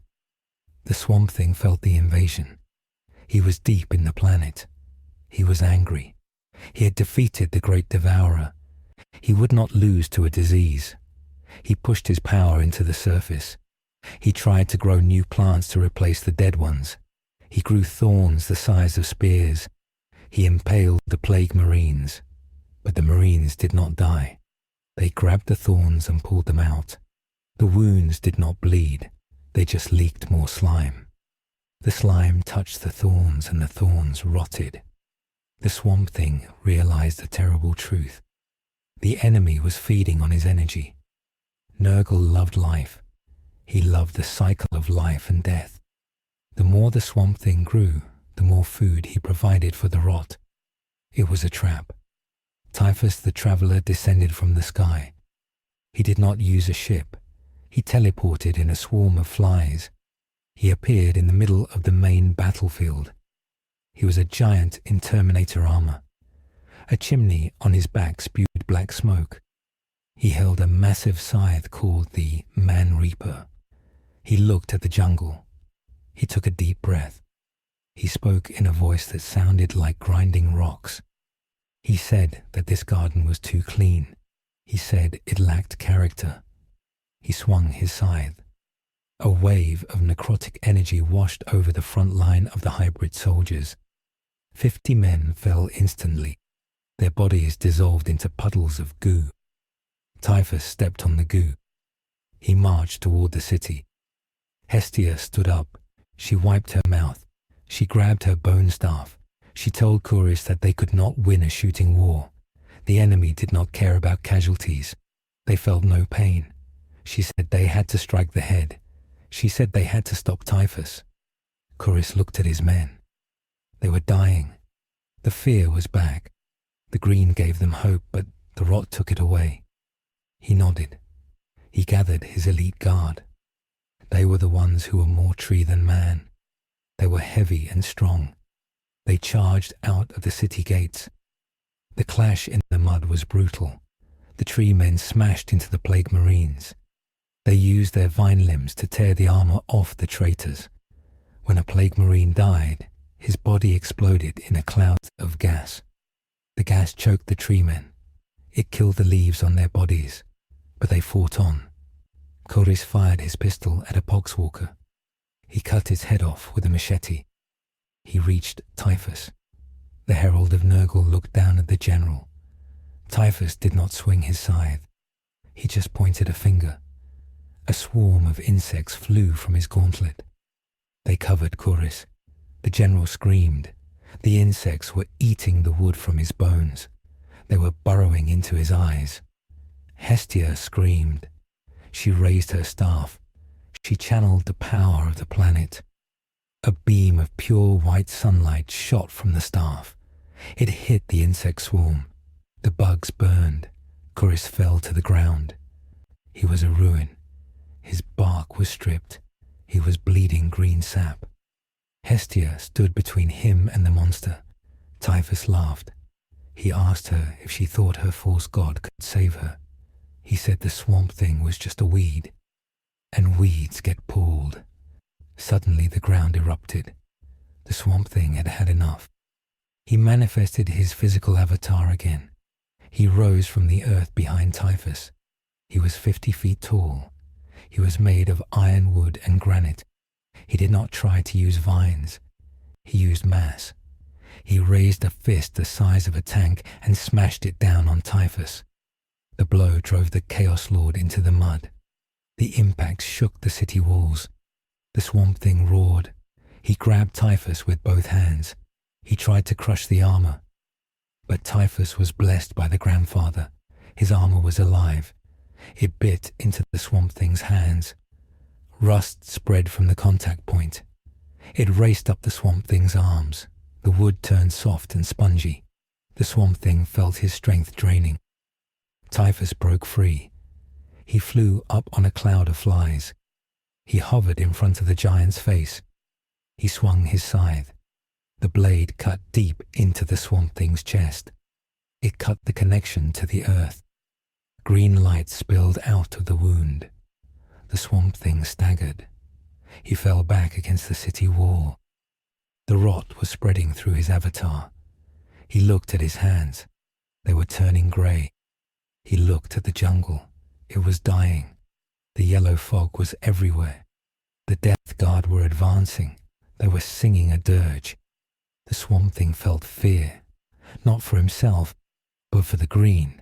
He had created a paradise, and now it was becoming a compost heap. Hestia ran to the giant's foot. She shouted up to him. She told him that he could not outgrow the rot. Growth was the fuel. She told him he had to change the rules. She remembered the Tyranids. She remembered how the Swamp Thing had used their own biology against them. She told him to remember the rock. The planet was not just plants. It was stone. It was crystal. Nurgle could rot flesh and wood, but he could not rot diamond.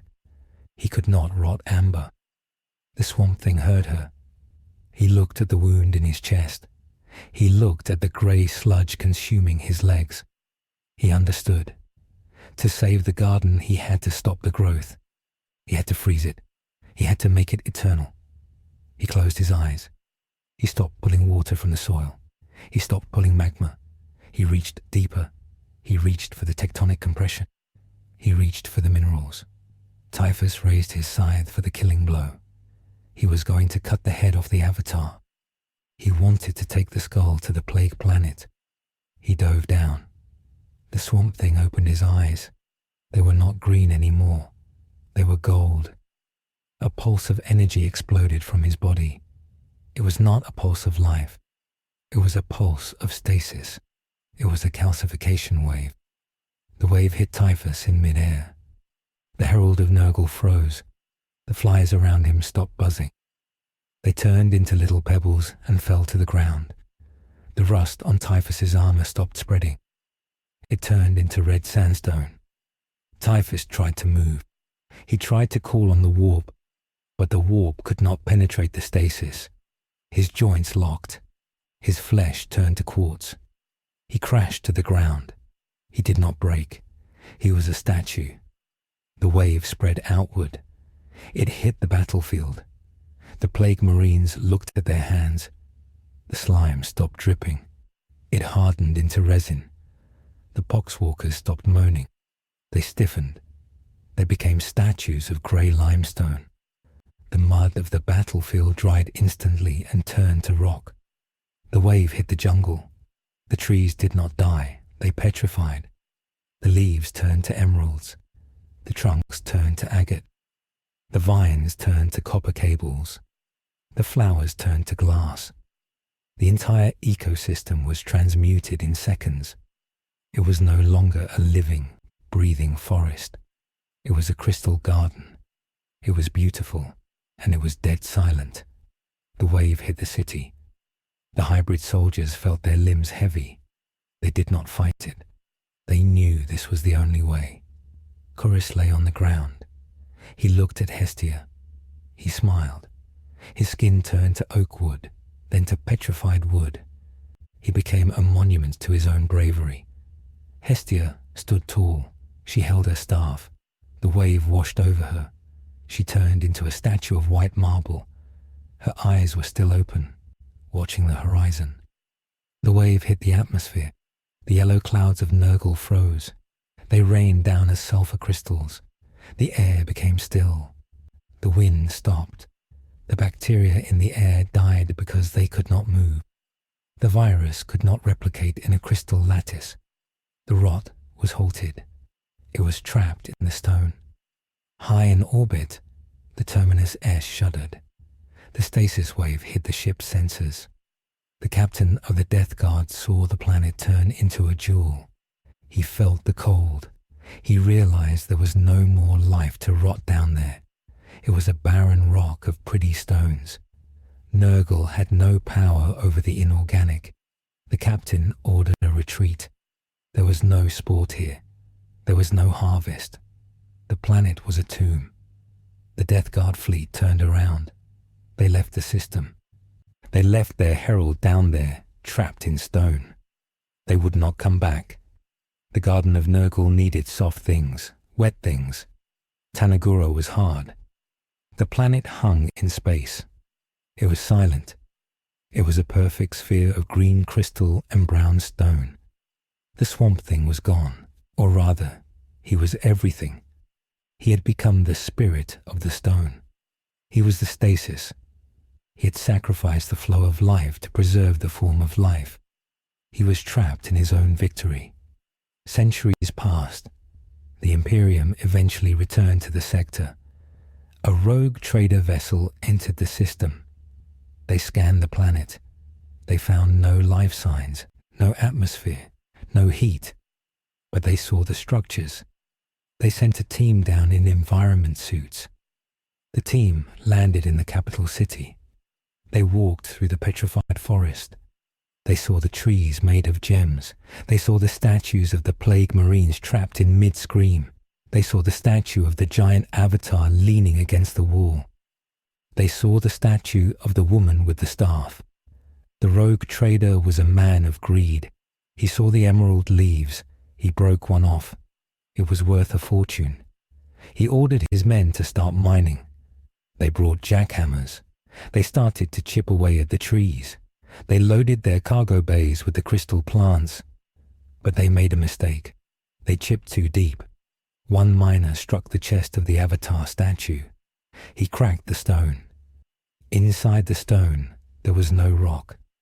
There was wet, green sap. The sap bubbled out. It touched the air of the cargo bay. It touched the skin of the miner. The miner screamed. Vines burst from his mouth. The sap was not dead. It was sleeping. The Swamp Thing had not killed the green. He had preserved it. He had put it in a seed pod the size of a planet. And now the shell was cracked. The infection spread through the rogue trader's ship in minutes. The crew became trees. The ship became a greenhouse. The sensors died.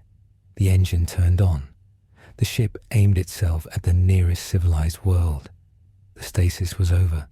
The cycle began again. The Swamp Thing had learned the ultimate lesson of Warhammer 40K. In the grim darkness of the far future, there is only war, and war requires patience. He had waited in the stone for the rot to leave. Now he was awake, and he was hungry. The crystal planet began to crack. The outer shell crumbled. Massive vines shot into space. The atmosphere returned in a rush of steam. The petrified soldiers on the surface cracked open.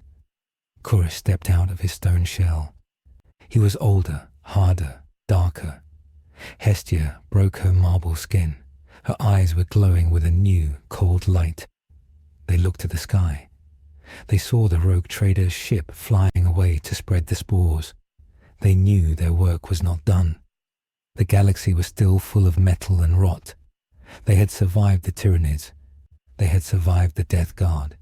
They had survived time itself. The Swamp Thing reformed his body from the shedding stone. He was smaller now, denser. He looked like a diamond golem covered in moss. He looked at Hestia. "The winter is over," he said. His voice was like a shifting glacier. "What comes next?" Hestia asked. "Spring," the Swamp Thing said. "A very violent spring. The story of Tanagura ends here, but the story of the Green Crusade begins. The planet remained a fortress of biology, a place where the laws of nature were rewritten to be weapons. The Imperium declared it a Perdita world. They drew red lines around the sector on their maps. They warned ships to stay away. They called it the Emerald Hell. But warnings do not stop weeds. The ships that the Swamp Thing had sent out in the beginning were still out there. And now the source was active again. The signal went out. Across the segmentum, on a dozen worlds, dormant spores woke up. In the sewers of hive cities, in the hydroponic bays of space stations, in the gardens of pleasure worlds, the green began to rise. It was not a conquest of armies. It was a conquest of roots. It happened slowly, then all at once. A governor would wake up to find his bedroom door blocked by a fern. A mechanic would find his machine spirits silenced by moss in the gears. The galaxy was old and tired. The green was new and relentless. And on the throne of terror, the golden throne hummed. The emperor sat in his eternal rot, kept alive by machinery. Far away, on the green jewel of Tanagura, a new god watched him. A god who did not need machines. A god who offered a different kind of immortality. An immortality where you did not sit on a throne but became the throne. Where you did not rule the galaxy, but ate it. The Swamp Thing closed his eyes and listened to the hum of the universe. He felt the heartbeat of every living thing. He smiled. There was so much gardening to do, and he had all of eternity to do it. The conflict resolved through a Pyrrhic victory of stasis, followed by a reawakening. The law was respected. Nurgle withdrew because there was no life to corrupt. The Tyranids were consumed. The Imperium was assimilated. The outcome is a new, terrified equilibrium in the galaxy. A new power has joined the eternal war. The green is here to stay. The file on the Tanagura incident was sealed by the High Lords of Terror exactly 300 years after the first distress signal was received. The file is designated Case Vermilion Flora. It is stored in the deepest data vaults of the Imperial Palace, guarded by gene-locked servitors who have had their optical sensors removed so they cannot read the text they protect. The official Imperial record states that the Tanagura system was destroyed by a warp storm. This is a lie. The truth is much more dangerous. The system still exists. It appears on the navigational charts of smugglers and heretics as the Emerald Eye. It is a navigational hazard. Void shields degrade within 2 light years of the star. Hulls begin to sprout moss. Geller fields flicker and fail, not because of demons, but because the warp itself around the system has been calmed into a suffocating stillness. The psychic scream of the galaxy does not penetrate the Tanagura sector. There is only the hum of growth. The rogue trader vessel that escaped the reawakening of the planet did not make it to a safe harbor. The Gilded Ambition was intercepted by an Imperial Navy patrol near the Agri-World of Hesperus the Sast Bishampin, Artsarfor. The Navy captain hailed the trader. There was no response. The ship was drifting. The Navy captain ordered a boarding action. The breach teams reported that the interior of the ship was a density of vegetation that defied logic. The corridors were choked with vines that were as hard as plasteel. The crew was found fused into the bulkheads, their nervous systems integrated into the ship's lighting. They were not dead. They were smiling. The boarding team attempted to withdraw, but they carried the spores on their armor. When they returned to their own cruiser, the Divine Justice, the infection spread. The cruiser was scuttled by its own captain to prevent further contamination. The wreckage fell onto Hesperus IV. That was the beginning of the Great Weeding. Hesperus IV was the breadbasket for 3 neighboring subsectors. Within a month, the wheat fields were gone. They were replaced by towering forests of aggressive carnivorous oak. The planetary governor requested aid. The salamanders. Chapter of Space Marines responded. They brought heavy flamers. They burned the forests. They burned the cities. They thought they had won. But the ash of the burned trees enriched the soil. The next generation of plants grew back in hours, not years. And this time, they were fire-resistant. The salamanders retreated. Hesperus IV was declared perdita. This pattern has repeated on 12 worlds. The Ordo Xenos has created a new classification for the threat, the Chlorophyll Crusade. It is a silent war. It does not use artillery. It uses pollen. It uses roots. It exploits the Imperium's greatest weakness, which is its reliance on biomass. Every soldier needs to eat. Every ration pack is a potential vector. The Departamento Munitorum has begun irradiating all food supplies in the Segmentum Tempestus. The taste of the food is ash, but it is better than turning into a tree. In the underhives of innocent worlds, a new cult has emerged. They call themselves the Children of the Root. They do not worship chaos. They worship the idea of a world without machines. They worship the silence. They plant seeds in the ventilation shafts. They whisper that the Emperor is a corpse on a golden chair, but the Green Man is alive in the soil. The Inquisition burns these cults wherever they find them, but for every heretic they burn, 2 more grow. It is a war of ideology. The Imperium offers a cold steel eternity of duty. The Green offers a warm, quiet eternity of submission to a population worked to death in manufactorums. The idea of simply stopping and becoming a flower is a temptation stronger than any chaotic promise of power. The Swamp Thing sits on his throne on Tanagura. He is no longer Alec Holland. He is no longer a man. He is a geological force. He senses the fires burning across the galaxy. He feels the pain of the forest being incinerated by orbital bombardment. He does not feel anger anymore. He feels patience. He knows that stars eventually burn out. He knows that metal rusts. He knows that flesh rots. But the seed waits. He has sent his seeds into the dark. He has time. The Necrons sleep in their tombs. The Tyranids drift between galaxies. The Chaos Gods play their great game. But the Green is the board upon which they all play.